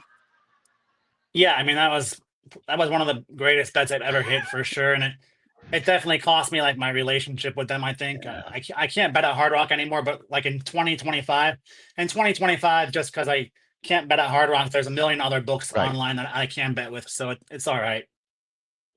So you have other relationships with Bovada and some of the offshore books as well. You want to tell people about that if they want to take advantage of that?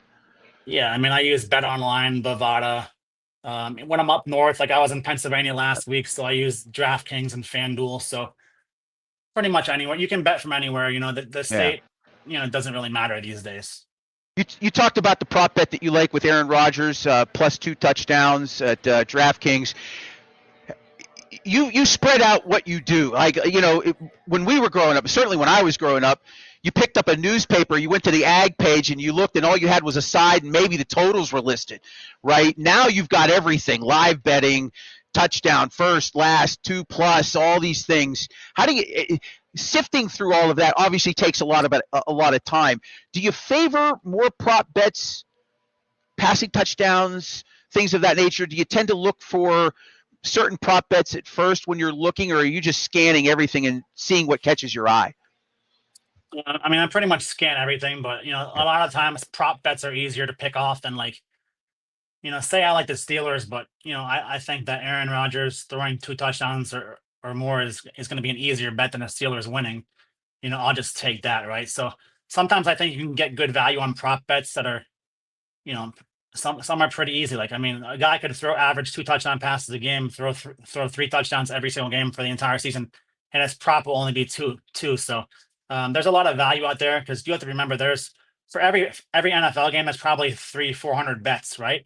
Right. So you can definitely sift through those because not every single line is going to be completely accurate because the books just don't have time to make every line accurate. So you're going to find some value in some lines, and most lines you won't, but there'll be a few that you just spot right away that you see it and you know what you're looking for. So it's just impossible for them to put out efficient lines on every single thing they have. So it's fun to just pick off some of those, and props are usually the easiest to pick off because it's a smaller market. Sides and totals, those lines are going to be the sharpest because that's what most people are betting, and that's what the books are spending most of their time doing. One more question before I let you go. We're talking to Beaten the Bookie. You can find him on X. You can find him on Instagram at Beaten the Bookie, BEATIN the Bookie. BTB, as he's affectionately known. He's also got a website, beatenthebookie.com. Any particular game today that you're excited about? Is there a particular side or total that you think people might be able to take advantage of? I'm excited about the Ravens game today because I saw a lot of the Browns players, they talk trash about Derrick Henry's not hard to tackle this week. I'm interested to see how Derrick Henry responds today. He said we would find out on Sunday. So I like the Ravens coming off of their tough loss last week. I think they blast the Browns into oblivion. So I love the Ravens today. I like Derrick Henry to score a touchdown. I like Derrick Henry over 110 receiving and rushing yards. Okay. I love the Ravens today, but I also love Aaron Rodgers 2+ touchdown passes. So awesome. You're very kind with your time, sir. I can't thank you enough.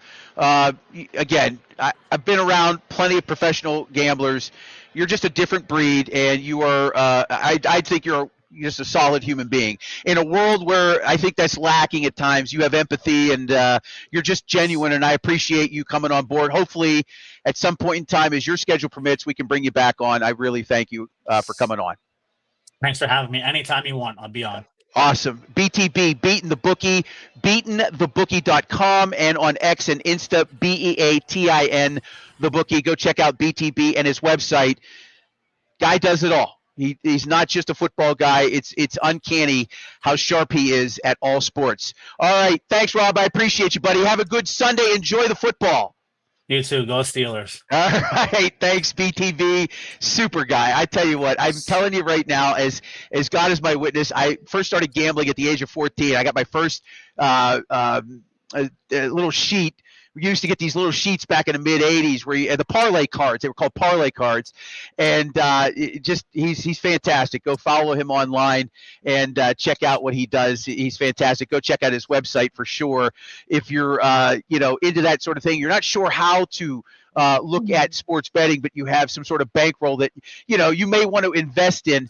Rob has been doing this for a long time. I don't bring a lot of these guys on. I don't plan on it. Right, I want to bring professionals on from Las Vegas. Trust me, he's legit. Bo Sox fan FL via X. Thanks, Bo Sox. He is. Tuesday and Wednesday of this week were so much fun. It reminded me of when I first started following him. He was just, there was like World Cup qualifiers. And he's like, he throws out these first half parlays. Like I think Bayern Munich was playing in a game or something. He had a prop bet on them they scored like 10 goals. He's like, you know what I mean? Like he's just a different breed. And I say that in the most sincere, kind way, right? Because our world is filled with a lot of ugliness. BTB is the exact opposite of that. All right, we're at the end of hour 2. We have been flying by. It's amazing when you have good guests, is it not, Bill? Right? Last week was our first show. We had 3 guests. Absolutely. I think, we had some audio issues. We're now into week 2. 4 guests in, 2 hours down. We're doing really nice on X. I don't know where we're at with some of the others, but engagement is important. And we know that goes 2 ways, right? We're trying to be more involved with our social medias. I think this week we did a pretty decent job. We're going to get more engaged, I think, as we move along with uploading videos to YouTube. I know I keep myself pretty active on X as much as I can with my busy schedule. Bill has been uploading stuff to Reels on Insta and also on Facebook. Bill's Breakdown. Going to be a weekly feature on Wednesdays, right? You're going to do Bill's Breakdown on Wednesdays? Yep. So there you go. And we'll add more as we move along. We'll get this all figured out, and hopefully by the end of the year, we've built ourselves a nice audience to work from. And I think as the season progresses and as these types of shows gain some momentum, we'll be open to maybe doing some more things during the week, opening up our YouTube channel to maybe some hour-long shows. Once we can get on Facebook, it's so weird. You learn, these things about social media. It used to be you could just get on Facebook with 100 followers and broadcast. Our Facebook page, which is doing pretty good. We almost have 300 followers over there. If you're on Facebook at Steel City Sunday, capital SCS in those words, at Steel City Sunday on all the socials, Instagram, X, Facebook, and YouTube. We have almost 300 followers on Facebook. We were hoping to be broadcasting on that page, but we got to wait 60 days. They changed that rule for some reason in June. We're working on some other partnerships with some of the other Facebook Steeler pages out there. We hope to have something announced for next week in terms of that. We just want to get it out there. And I think there's definitely a space out there for us in this area. The post-game shows are definitely tight, but I think if we can provide you with good content, you'll come back and hang out with us, and that's what we're hoping to do. We want to make this a destination spot for you. By the way, BTB brought to us by Arch Masonry and Restoration. They are hiring in Pittsburgh. They've been around for almost 15 years now. They're seeking professional craftsmen that can lay brick and block, that can finish concrete. If you're looking to jumpstart a career as a laborer, you don't have to have experience. Arch Masonry says no problem. We'll teach you right on the job. You can get into their advancement programs and jumpstart your career in construction by visiting them on their website at archmasonryinc.com to learn more. You can call them at 412-564-5733. Highly competitive wages. They've got excellent benefits programs. you want to check them out. If you're in the construction fields, if you're a mason, if you're a concrete finisher, if you're doing labor work, and you don't feel like you're getting enough out of the company you're working for, check out archmasonryinc.com and learn more about them. Okay, we are about to start hour number 3 here on Steel City Sunday, live from the North Park Lounge, Richland, and the Hilltop Event Center. The restaurant bar is starting to kind of fill up here a little bit for a Steelers home game. First one of the season at Acrisure. Steelers will be taking on the Seattle Seahawks. Alongside Bill Akins, I'm John Phillips. Bill, good afternoon. Nice shirt, by the way. Yeah. I had something else I was going to wear, but because and I'm going to say this quietly because we're here in Richland, I work for North Allegheny Athletic Department. And as you know, James Harrison's son goes at North Allegheny. Yeah. And I loved Harrison. I mean, everybody loved Ben Roethlisberger, but Debo was definitely my favorite on the defensive side of the football.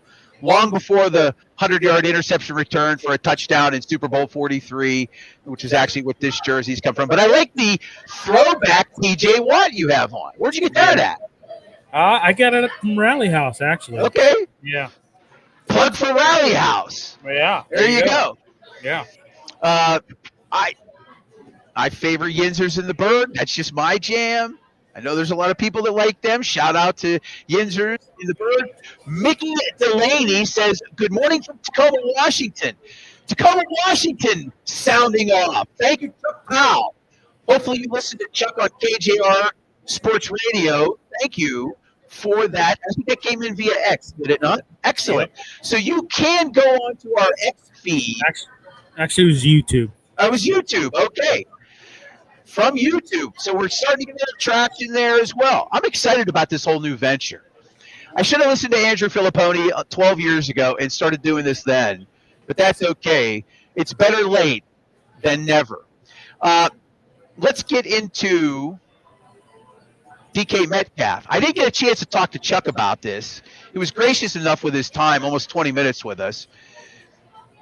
DK Metcalf never had a 1,000-yard season while he was in Seattle, if you can believe that. Hit 900 yards, I think, on 3 seasons.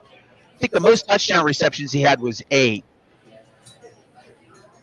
It's crazy to think that a 41-year-old quarterback, if given the opportunity, and a tough matchup last week for DK, he only had 4 catches. He's going to find opportunity in games where the number one that the team he's facing isn't going to be as good as some of these other guys. And certainly there's going to be opportunity today as Seattle has injuries, some key injuries in their secondary that we talked a little bit about earlier in the pregame show. They're missing Devin Witherspoon. Yeah, they're missing a couple of guys, Witherspoon being the key one. Maybe this is an opportunity for DK Metcalf to really signify why the Steelers got him and why Aaron Rodgers is going to be able to exploit him as a number 1 wide receiver. Yeah, I mean, this is what you want. I think you got to exploit this. Like I said, Devin Witherspoon's out. You've got to exploit that weakness. And vulnerability, like we said before, the defensive front's strong, but the Steelers' offense needs to execute the game plan, and they need to target this weakness in the secondary. I think it's going to be crucial today. So, but I don't know. I think DK is going to have a big day. I think they asked Mike Tomlin in the Mike Tomlin press conference this week. They said, do you think that this is going to be a motivational game for DK? And, of course, Tomlin said, of course, he's going against his old team. Why wouldn't it be? But no, I think you let DK off the leash and you just let him do what he does best. Yeah, and I think he'll definitely get opportunities today to show what he's really capable of. and maybe that's the thing that Chuck mentioned in Behind Enemy Lines. They were so close to tapping into that, but they just couldn't quite get there. And it wasn't like they didn't have a good quarterback. Geno Smith was extremely effective when he was, his 3 years of being the starter up there, essentially. And we didn't even really talk about that. Chuck alluded to maybe an improvement at quarterback, maybe not. Sam Darnold has much more upside, obviously. But, Geno Smith, for somebody who's now been in the league, I think it's 13 seasoned. I mentioned it earlier. If you're a quarterback in this league, unless you're at that elite level, generational, Patrick Mahomes, Josh Allen, LJ8, right? Those are the three that really jump off. And again, why I'm forgetting about him again in Philadelphia. He's only won a Super Bowl. Jalen Hurts, thank you. These are the elite quarterbacks in the league, young, upside still, right? Upside galore. Allen, Jackson, Hurst. Probably got 10 years of good football, really good football ahead of them. And that's not to say that Mahomes doesn't, right? Because he's been in the league, 7 years now. Maybe that luster's kind of coming off the Kansas City dynasty. Boy, they get the rematch this week against the Eagles. That will not be an easy game. Going to be a Donnybrook, a slobber knocker. They could possibly start 0-2. Could you imagine that? I can't imagine that. I tell you what, I mean, I watched the condensed game against the Chargers down in Brazil. Man, they just could not get it going. Mahomes was running for his life most of the game. I mean, and how about that, Kelsey running into his own guy. He ran the wrong route. I mean, it was just kind of like a comedy of errors for the Chiefs. The Chargers capitalized on it. So, they certainly did. Yeah, they certainly did. And that field, we were talking about the field condition in that game a little bit, was not great. They had to both play on it, but yeah, I think it was a little bit better this year than when it was last year. I remember when they played. The Packers and the Eagles played. I mean, it was terrible. It's a soccer stadium down there. They were saying that I think that they had returfed it or something like that in the off season, and it kind of, it was better than what it was last year. Because I remember watching that game, with the Packers and Eagles, and I mean, guys were just slipping and sliding it was like they were on ice, So. That's Bill Akins. I'm John Phillips. We're at the North Park Lounge, Richland, and the Hilltop Event Center, live on Steel City Sunday, Steelers and Seahawks, about 55 minutes away from kickoff. About 55 minutes away from Acrisure. Should be a lively venue, as it always is. As Paul mentioned, people getting tuned up. Fans will probably be in better shape for the game than maybe the players. Who knows? Those days are long gone. But when was the last time you were at a Steelers game at home, by the way? What do you think it was for you? Jeez. Trying to think. It's been a few years. I think the last one was oh God, I don't even remember. I think I saw Steelers and Browns a few years back. So it's been a while. Because I lived in Wisconsin for a few years. In my last few years in the military, so it was hard to make that travel down to, But you used to go to games, 2 or 3 games a year, but when you move around the country, sometimes that's a little difficult to do. But I'm back, so no excuse now. Well, I guess there is an excuse now because we do this show every Sunday. So the last Steelers game I was at, and this is no lie, was 2006. Wow. It was against Cincinnati. Jeez. And I left early. Do you know why? Of course you don't know why. Roger Waters was playing a show out at Star Lake. Oh. So I stayed till about the third quarter, and I think it was a Dark Side of the Moon Oh, 30th anniversary show, yeah. and I went and saw that. You don't want to be going. You don't want to be epileptic and going to see something like that. That's. I was sober. That's probably a lie. We'll have to check the videotape on that one. Last actually Steeler game I was at was in Cincinnati in 2010 for the Fan. It was a Monday night game, actually. It was the last time I've actually been to an NFL game. You know, I don't think I've been to an NFL game since then. I'm almost positive of that. It was 2015 or 2016. I was in St. Louis, and I went and saw the Steelers. It was the last year of the Rams. It was Steelers and Rams. That was the game where they caught the end zone. The pyrotechnics caught the end zone on fire, and they had like a 20-minute delay. I don't remember that. They were shooting pyrotechnics, and they caught the end zone on fire, and they had to God, bring what out year was that? That was I want to say it was 20. I think it was 2015. I'm pretty sure. I'm actually wrong. I was at that slog fest against the Dolphins in 2008, I believe it was. I was in Dayton, Ohio. I raced back. They had that rainstorm. Yeah. It was the last Steelers home game I was at. Okay. I'm pretty sure it was 2008. Wow. Remember the punt came down and stuck right in the mud? Yeah. That's the last Steelers home game I went to. All right, we're at the North Park Lounge in Richland, the Hilltop Event Center. We are doing Steel City Sunday, Steelers and Seattle Seahawks. We hope you can make us a part of your weekly routine. It's really good that you can join us. We're enjoying the feedback that you're giving us. X is providing us a nice platform. So is YouTube. Facebook, I think we're on Facebook today, are we not? We're on our Facebook page? We are. Okay, there you go. So hopefully if you're watching this, you're enjoying it. You can leave comments.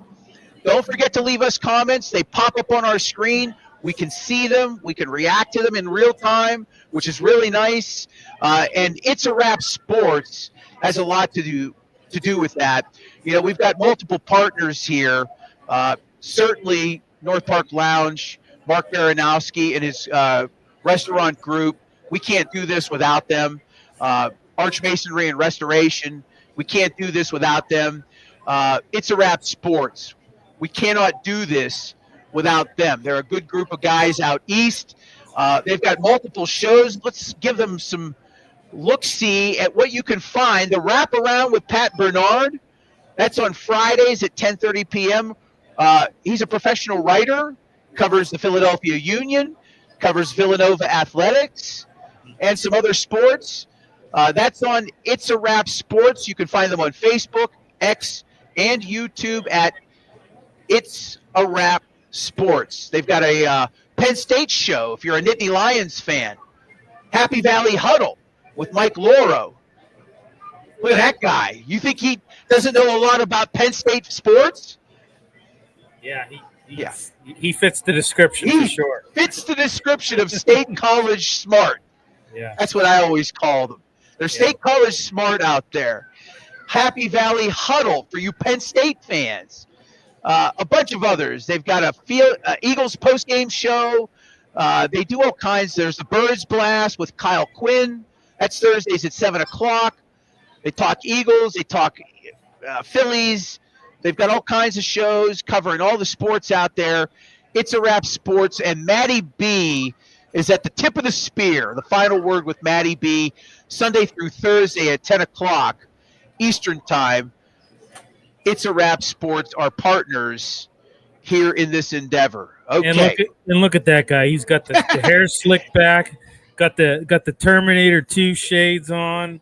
Look at that. Got the Kelly Green Eagles shirt. Oh man. Nothing screams Philadelphian like that look right there, does it not? Amen. No, nothing. We'll never go to another game in Philadelphia, I swear. Been to enough. And I've been to a few where I wasn't even watching a Pittsburgh team play, and they just make you know. They make you feel welcome. Yeah. Travel at your own risk. Yeah. It's just uncanny. But anyhow, we're happy that they are working with us. Go ahead. We got Mickey Delaney from Tacoma, Washington. He said good morning from Tacoma, Washington earlier, but he says the Hawks will win. Hey, Mickey, I don't know if you heard us earlier, but since 2018, The Seattle Seahawks have won 18 of 22 games in the 1 o'clock time zone. In the Eastern time zone at 1 o'clock. They've won 18 of their last 22 games. That's hard to believe. I mean, I had to look it up. Yeah. And I totally looked it up, and it was totally accurate. Yeah. I mean, that's one of those stats. It's like, whew, okay. They went to Baltimore and won one of those games. Yeah. You know, so they do extremely well on the road and have done so traditionally.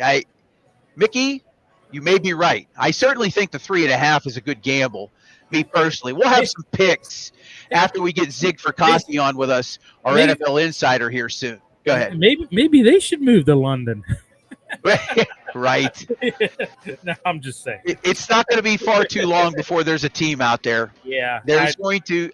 Yeah. I see a 4-team expansion to Europe in the next 10 years, maybe less. I mean, I'm all for it. I really am. I see a team in London. I see a team in Ireland. I can see a team easily in Germany.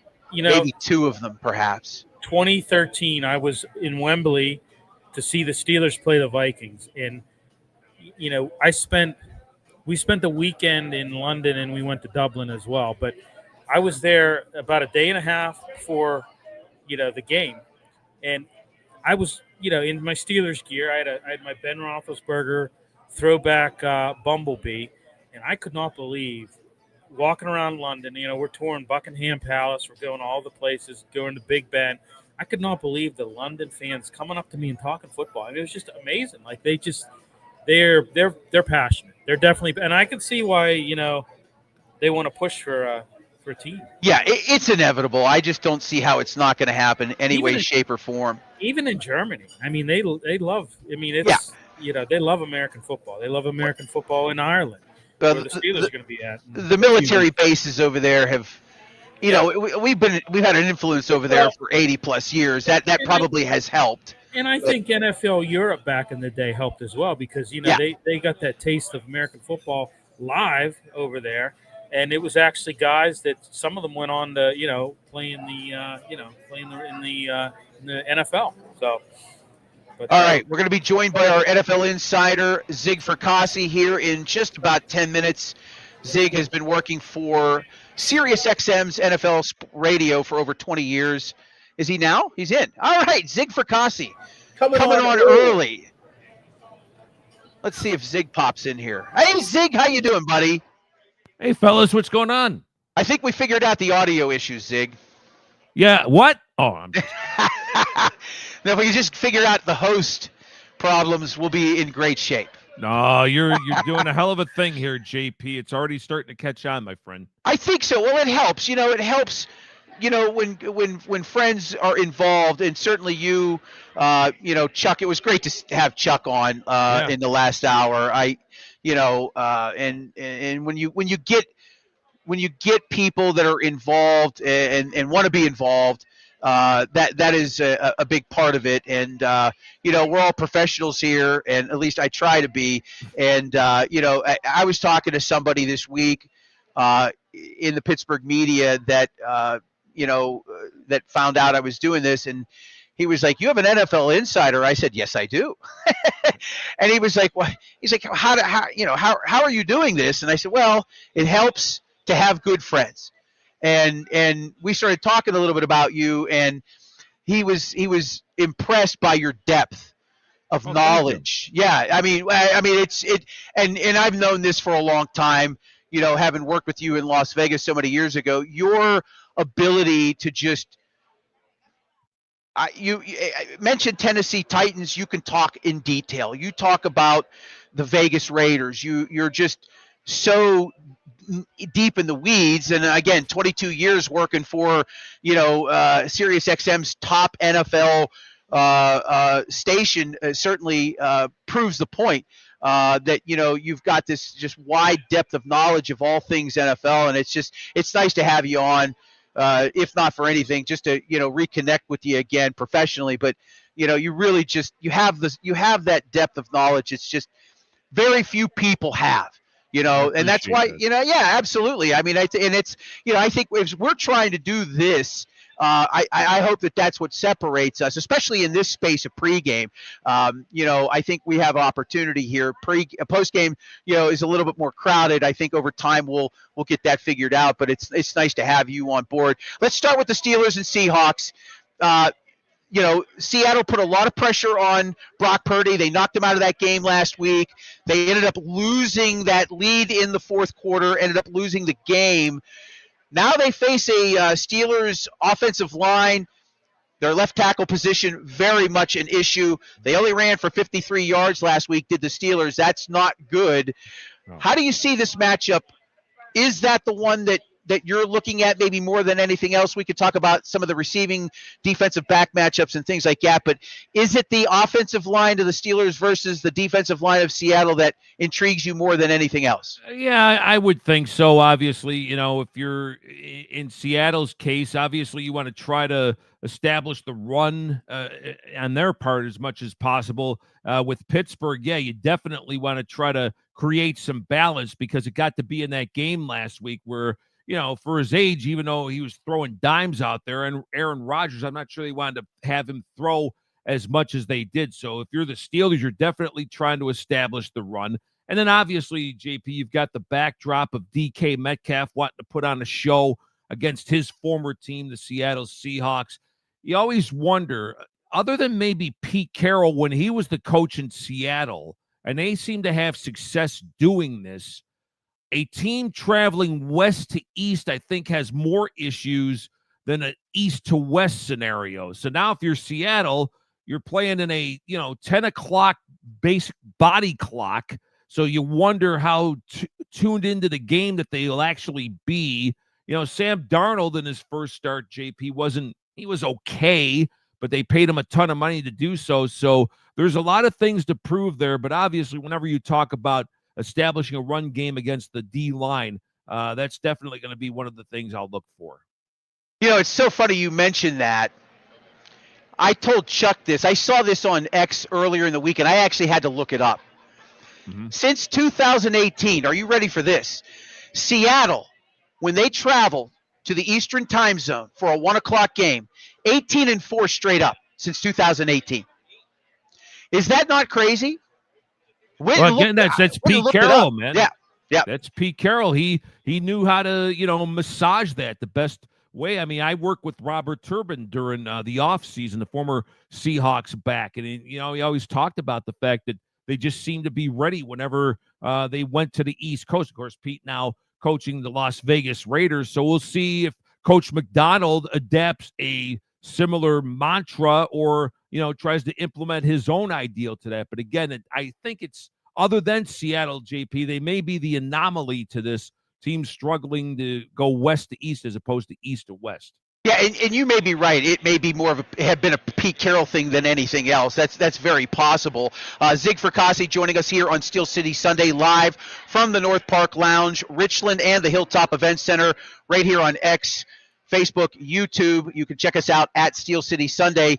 You can find Zig on X at Zig Sports Voice. There you go. Go check out Zig on at Sirius XM NFL Radio as well. Devin Witherspoon out for Seattle. DK Metcalf presented opportunity here. Chuck and I talked about this one in his segment. They didn't really capture the full potential of him when he was in Seattle. He didn't have a 1,000-yard season. He had a good quarterback throwing the football to him. What do you think about today's matchup? Does it get exploited by DK Metcalf today?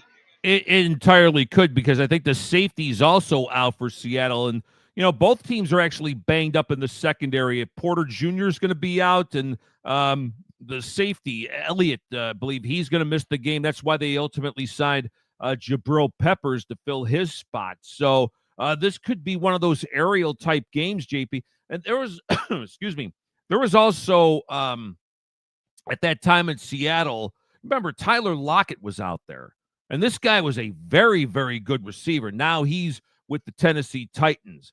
They did draft within the last year or two the Ohio State receiver. They just seem to come out every year with some stud, Jackson Smith and Jigba. So So they tried to, kind of spread the wealth around there. And maybe DK didn't get, the total Jerry Rice treatment, if you will. He's going to catch 120 passes or whatever the case might be. So, yeah, there was also some times, too, that they were wondering if he was totally mature enough. I mean, he had the body, the physique, and everything like this. I'll still never forget the game against Arizona where I think he chased down, what was it, Buda Baker? I want to say. Right. You remember that? Yeah. I mean, that was something that just dropped off my. Right. Yeah, it was coming across the screen. He probably had a 20 or 30-yard advantage. He probably had at least 20-yard advantage. That was maybe one of the top 3 plays in the NFL in the last 6-7 years, without a doubt. Yeah. Just crazy. So, so maybe now that he's there in Pittsburgh, he's going to be the focal point. He's with a future Hall of Fame quarterback. Maybe now the Steelers will be the team to kind of get it out of DK Metcalf, if you will. We've seen flashes. Maybe now this is his total, I guess, time to shine, so to speak. Steelers only ran for 53 yards last week. Different defense, obviously. Right. Better defense. I mean, they have some. Jets are good. Yeah, the front seven for sure. They're obviously, we talked a little bit about the secondary that is hurting with a couple of their key cornerbacks out. How does Pittsburgh establish a run against this front seven? A front seven that was very punishing against Brock Purdy, very punishing against San Francisco, only allowed 17, but offensively they struggled. Steelers have to run the football more today and give a little bit of break to, I would think, Aaron Rodgers. Absolutely. And maybe how you do that, JP, even if Rodgers is throwing short passes, maybe that constitutes his runs, and then obviously maybe try to loosen up the defense, doing some jet sweeps, some misdirections, things like that, just to throw the Seattle defense for a loop. So, yeah, I'm with you because, let's face it, Harris isn't there anymore. They've changed the backfield there. So it'll be interesting to see ultimately how they're able to establish the run. All right, let's take a look at some of the other games in the NFL today. Cleveland going to go into Baltimore. Cleveland continues to just shoot themselves in the foot. Hats off to Joe Flacco. I mean, another 40-year-old quarterback, trying to do his best to resurrect a team. This franchise is just completely snake bit. It's easy to say blowout, but it's probably going to be a blowout. Would you not agree? Well, you would think so, but then again, with the Ravens last Sunday, they were in the process of blowing out the Bills, and look what happened. Yeah. So, and you look, JP, in terms of, where's Baltimore's head's going to be? You would think after that debacle last week that they win this game by 30-35, but it's the NFL. You never really can figure this thing out. I would think, they try to attack early, Derrick Henry and such, but Cleveland's got a good defense. Garrett and obviously being able to rush the passer and very sound linebackers. So this is going to be interesting to see how Baltimore approaches this. And last week they only allowed 141 yards to Cincinnati, yet they lose. Now, granted, the kicker, who needs a vowel in his last name, because he doesn't have a vowel in his last name. So I says, hey, the way this is going, they're going to play Wheel of Fortune, spin the wheel for a new kicker, for goodness sakes. I don't know if they can afford the 200 for the vowel, though, Zig. They may not have it in the budget. May not have it in the budget. Hey, you mentioned Derrick Henry. In a league where teams are only taking running backs, you get a rare one that gets in the first round these days. The league has changed. Running backs, when they hit 30, they hit a wall. Why is Derrick Henry so special? Why do you think he's just still the best back in the league? And I think he's got 31 or 32. But not that that's old, but by standards of the NFL, that's extremely old. Yeah, and we had seen a sort of devaluation in the running back position really for a number of years until I think last year. And it was interesting to see, the top 3 rushers in the league were on new teams. Remember, you had Saquon with Philly, Henry with Baltimore, Josh Jacobs, his numbers were up there, his new team, the Green Bay Packers. So there's almost like this epiphany now to have the established lead back. I think in Henry's case, I mean, gosh, if you watch that insurance commercial, he's, running with the dude on the sofa and everything like that. The guy looks like he keeps in I'm kidding on that, but in impeccable shape. I mean, the guy looks like he's still, has the drive, the desire, and that's why I guess his running style is more upright than opposed to some of the other backs, so he's tougher to bring down. So I just think the fact he's been blessed with a great body, has a great work ethic, and the fact that he's hungry to win a championship. That's another thing that's missing from his resume. That's why I think he is at the top of his game still.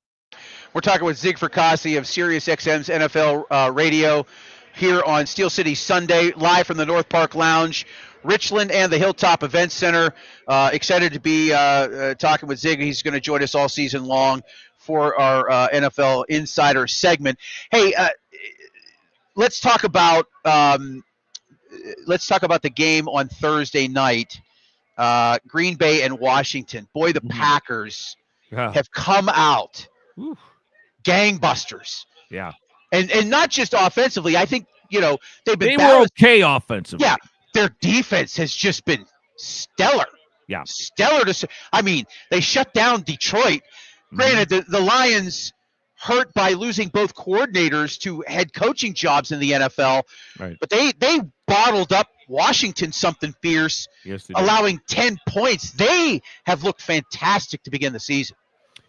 Well, I think there's a few things. One, excuse me, the former Boston College head coach, Jeff Healy, is now their defensive coordinator. So he always came with the defensive acumen. So people are already starting to talk him up as me and head coaching candidate. They were already solid on that side of the ball, especially with their front line with Van Ness and obviously Rashawn Gary.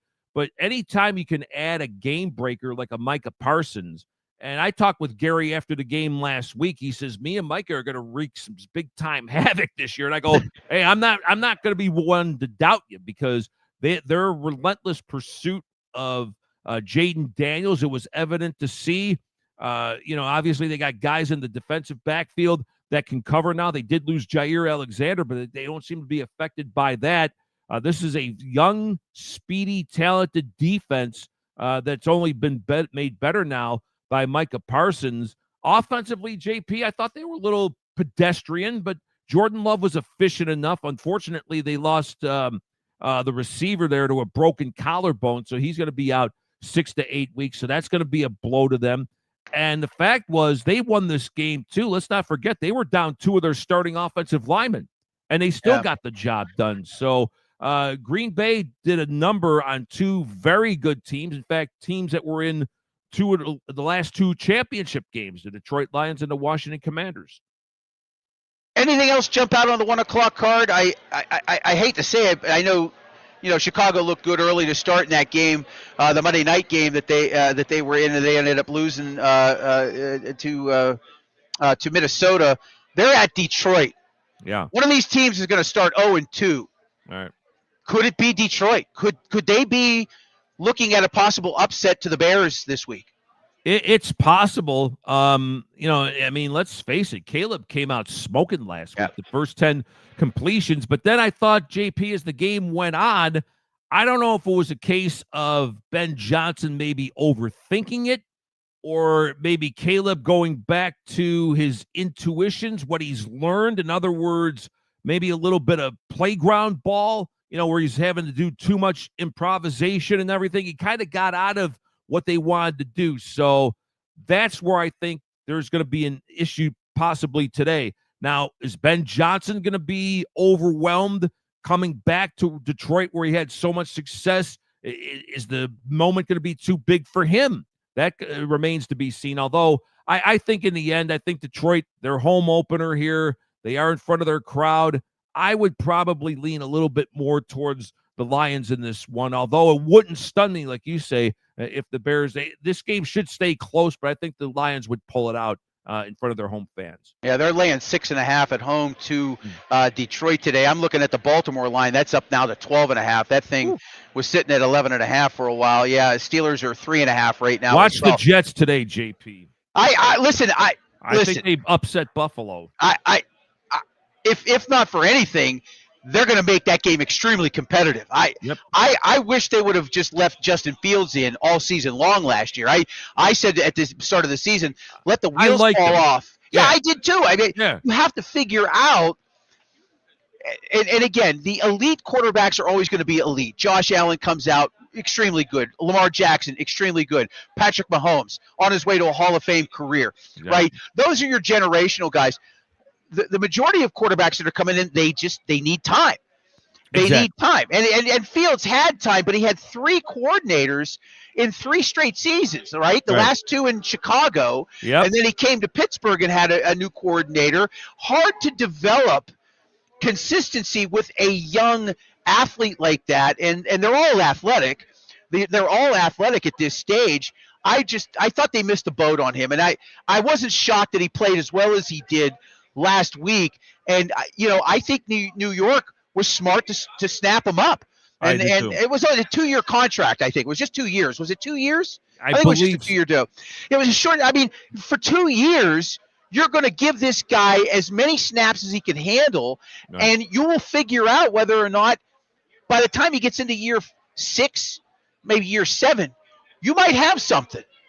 Yeah. You might have something.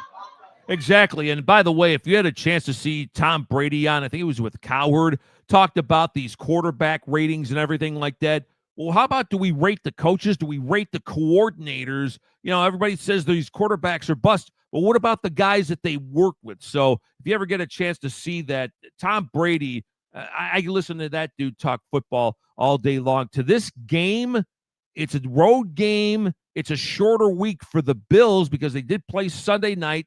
They always have a tough time playing at the Meadowlands, which is like 5 miles from where I'm at right now.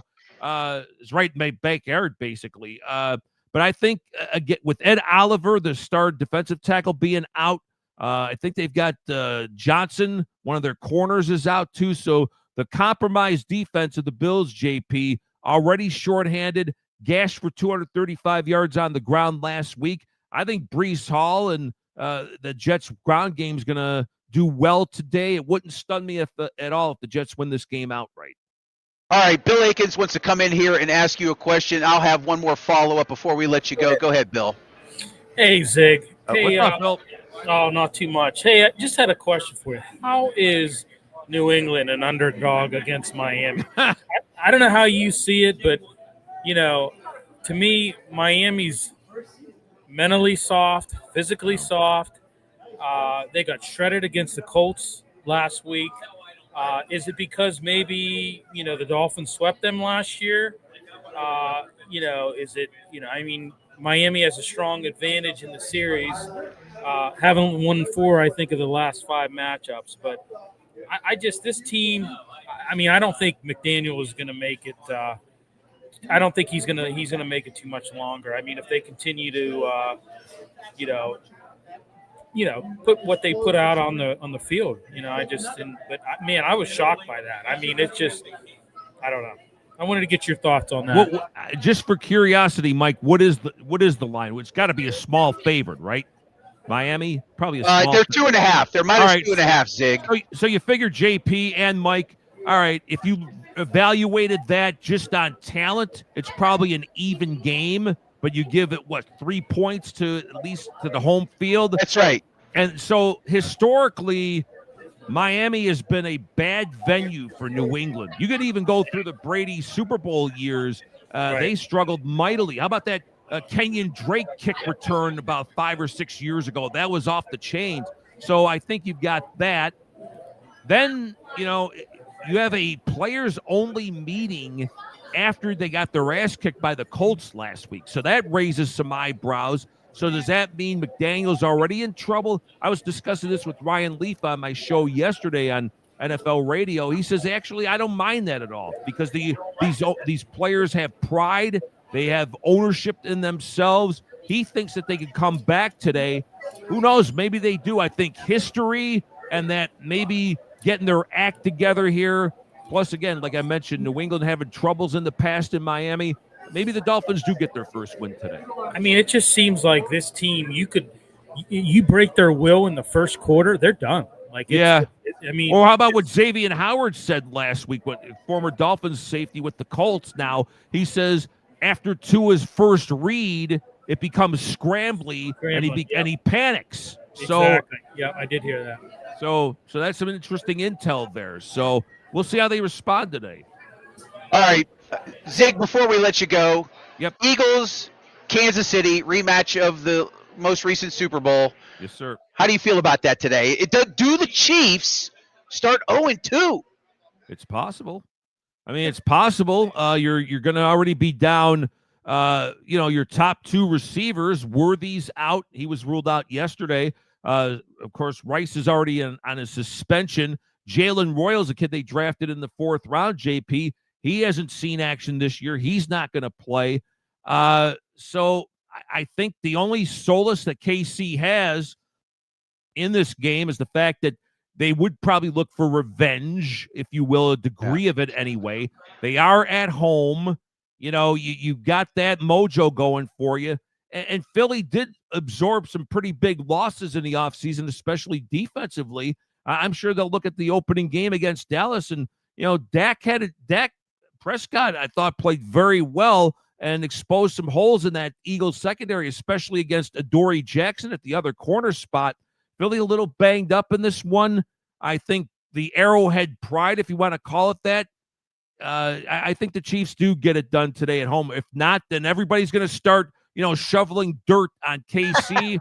And I'll tell you this, caution with that, because as long as 15's around, you always got a chance. Right, they were shoveling dirt on J.J. McCarthy in the first quarter of that game last Monday night. And by the end of the game, he was yeah, right, exactly. Although Tarkenton did not win a Super Bowl, unfortunately. No. Hey, Zig, thanks for coming on board. I appreciate it. We love having you on every single week. Our NFL insider from Sirius XM's NFL Radio, Zig Fracassi. Go follow him on X at Zig Sports Voice. Zig, thank you, buddy. I appreciate it, man. Hey, anytime, JP. We'll be on after Sunday Night Football tonight on Channel 88 with Matt Sims after the Falcons and the Vikings. Look, awesome. All right, excellent. Thanks, Zig. All right, buddy. All right, Zig Fracassi of Sirius XM's NFL Radio coming on for his weekly segment as we look at the NFL. We're just a few minutes away from wrapping up the show. I want to get 5 plays in. The Super Contest has always been something special to me out in Las Vegas, the Westgate. It's the largest NFL handicapping contest. It's been played for, I think it's like 4 decades now. A lot of great names have gone through the Westgate and have won the Super Contest. You pick 5 games against the spread. They set the weight lines on Wednesday, and those lines don't move, and you have to pick them. Well, we're going to do our variations starting this week, starting with Baltimore. These are from BetMGM. Baltimore minus 12.5. I do like the Ravens today. BTB likes them. I think they're going to steamroll Cleveland. So we'll take Baltimore minus 12.5 today. I like Jacksonville plus 3.5 on the road against Cincinnati. I think the Bengals are a good team, but I think Jacksonville is going to surprise a few people. They won last week. Not a very good team that they faced in Carolina, but they were able to get the victory despite poor weather and a delay in that game. Jacksonville plus 3.5 for me. I like Dallas minus 4.5 at home against the New York Giants. I don't think Russell Wilson's going to do much down there. Might be a slow start for both teams, but I think Dallas will prevail in that one. New England plus 2.5 at Miami. I don't even understand this. Maybe the books know something. Maybe the people in Las Vegas who build billion-dollar palaces know something. The Miami Dolphins are a bad football team, and I'm not saying that New England is the New England of 10 years ago. They're not, but to be an underdog at Miami, I'll take the 2.5. I'll take New England and the 2.5 in that contest. And the last one I'm going to give you is San Francisco minus 3 on the road at New Orleans. Used to live in fear of betting against home dogs in the NFL. I think New Orleans is a bad football team. I think you're catching a break on this number. Quite frankly, I think it should be 5. And I think San Francisco will pull away in the second half of this game and be victorious. So My fabulous 5 picks for Sunday: Baltimore minus 12.5, Jacksonville plus 3.5, Dallas minus 4.5, New England plus 2.5, and San Francisco minus 3. Bill, I know you're not a huge gambler, but is there anything on the board that you particularly like today? Any game that, besides the Steelers game, anything you're excited about? Well, I mean, I want to see what Cleveland and the Ravens do. I mean, I think that's going to be a good one.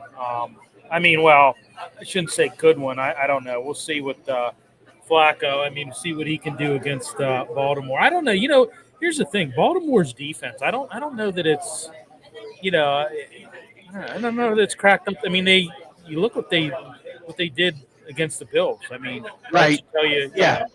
But I mean, when you look at it, Flacco. What you all think about this? 2 seasons ago, Flacco nearly made his return to Baltimore. Right.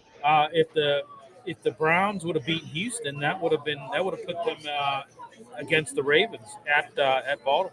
But it is a bit of a revenge game for him, I suppose, right? I don't think he has any animosity for his time in Baltimore. He did win a Super Bowl, of course, right.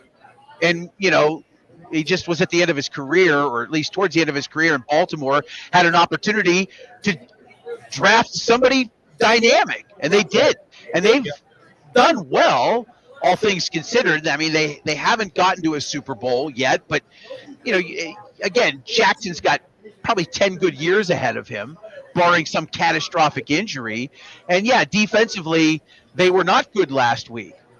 They were terrible. Now, they were playing an exceptionally good football team that was highly motivated, and they collapsed. They had the lead, and they collapsed, and they've done that. That was a big story after the game and early in the week about how many collapses that they've suffered under, you know, John Harbaugh. Yeah.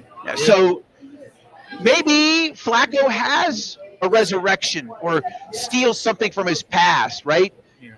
Summons some ghost from 15 years ago and is able to lead Baltimore. I don't see it happening. I think Baltimore is going to be very angry. I think they're going to run Derrick Henry at that defense all day long, and Jackson as well. And like BTB said, how about, you know, the Browns defense saying, "Oh, Derrick Henry's easy to tackle." I mean, if that's not poking a sleeping bear, I don't know what it is. Yeah. Yeah. FanDuel has him. FanDuel has him for 2 touchdowns at plus 230. I think there's value there. You know, he's minus 210, I believe, when it comes to a rushing touchdown. There's no value in that unless you're betting dimes, and I'm not a dime bettor.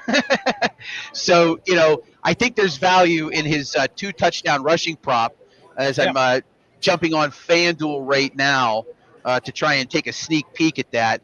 The touchdowns are here, the touchdown scoring props. They actually don't have 2 touchdowns on this. He was plus 230. I think it was on Fanatics. I think there's value there. I just think Henry's going to have a big day. I don't know how Cleveland really stops him on any kind of consistent basis. You know, Cincinnati was not very good last week. This is a very different offense. They're at home. They're very upset about what happened to them last week. I think Derrick Henry 2 touchdowns. If you can get 230, plus 230, plus 240, I think there's definitely some value there. All right, we're going to wrap things up. Before we let you go, one last shout out to Arch Masonry and Restoration, one of our great sponsors here. Arch Masonry and Restoration is hiring in Pittsburgh. They're seeking professional craftsmen, construction laborers, bricklayers, block layers, concrete finishers.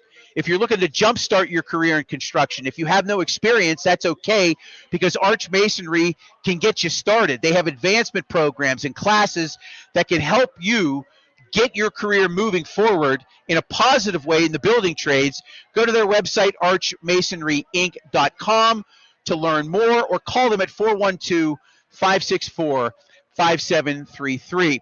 We are at the North Park Lounge, Richland on Route 8 in Gibsonia. This is Steel City Sunday. Of course, the Hilltop Event Center filling up quite nicely, just about filled to capacity here as the Steelers are about 12 minutes away from kickoff. We appreciate you joining us here on our pregame show. As soon as the game is over, jump on board for postgame. We'll be here for at least 90 minutes.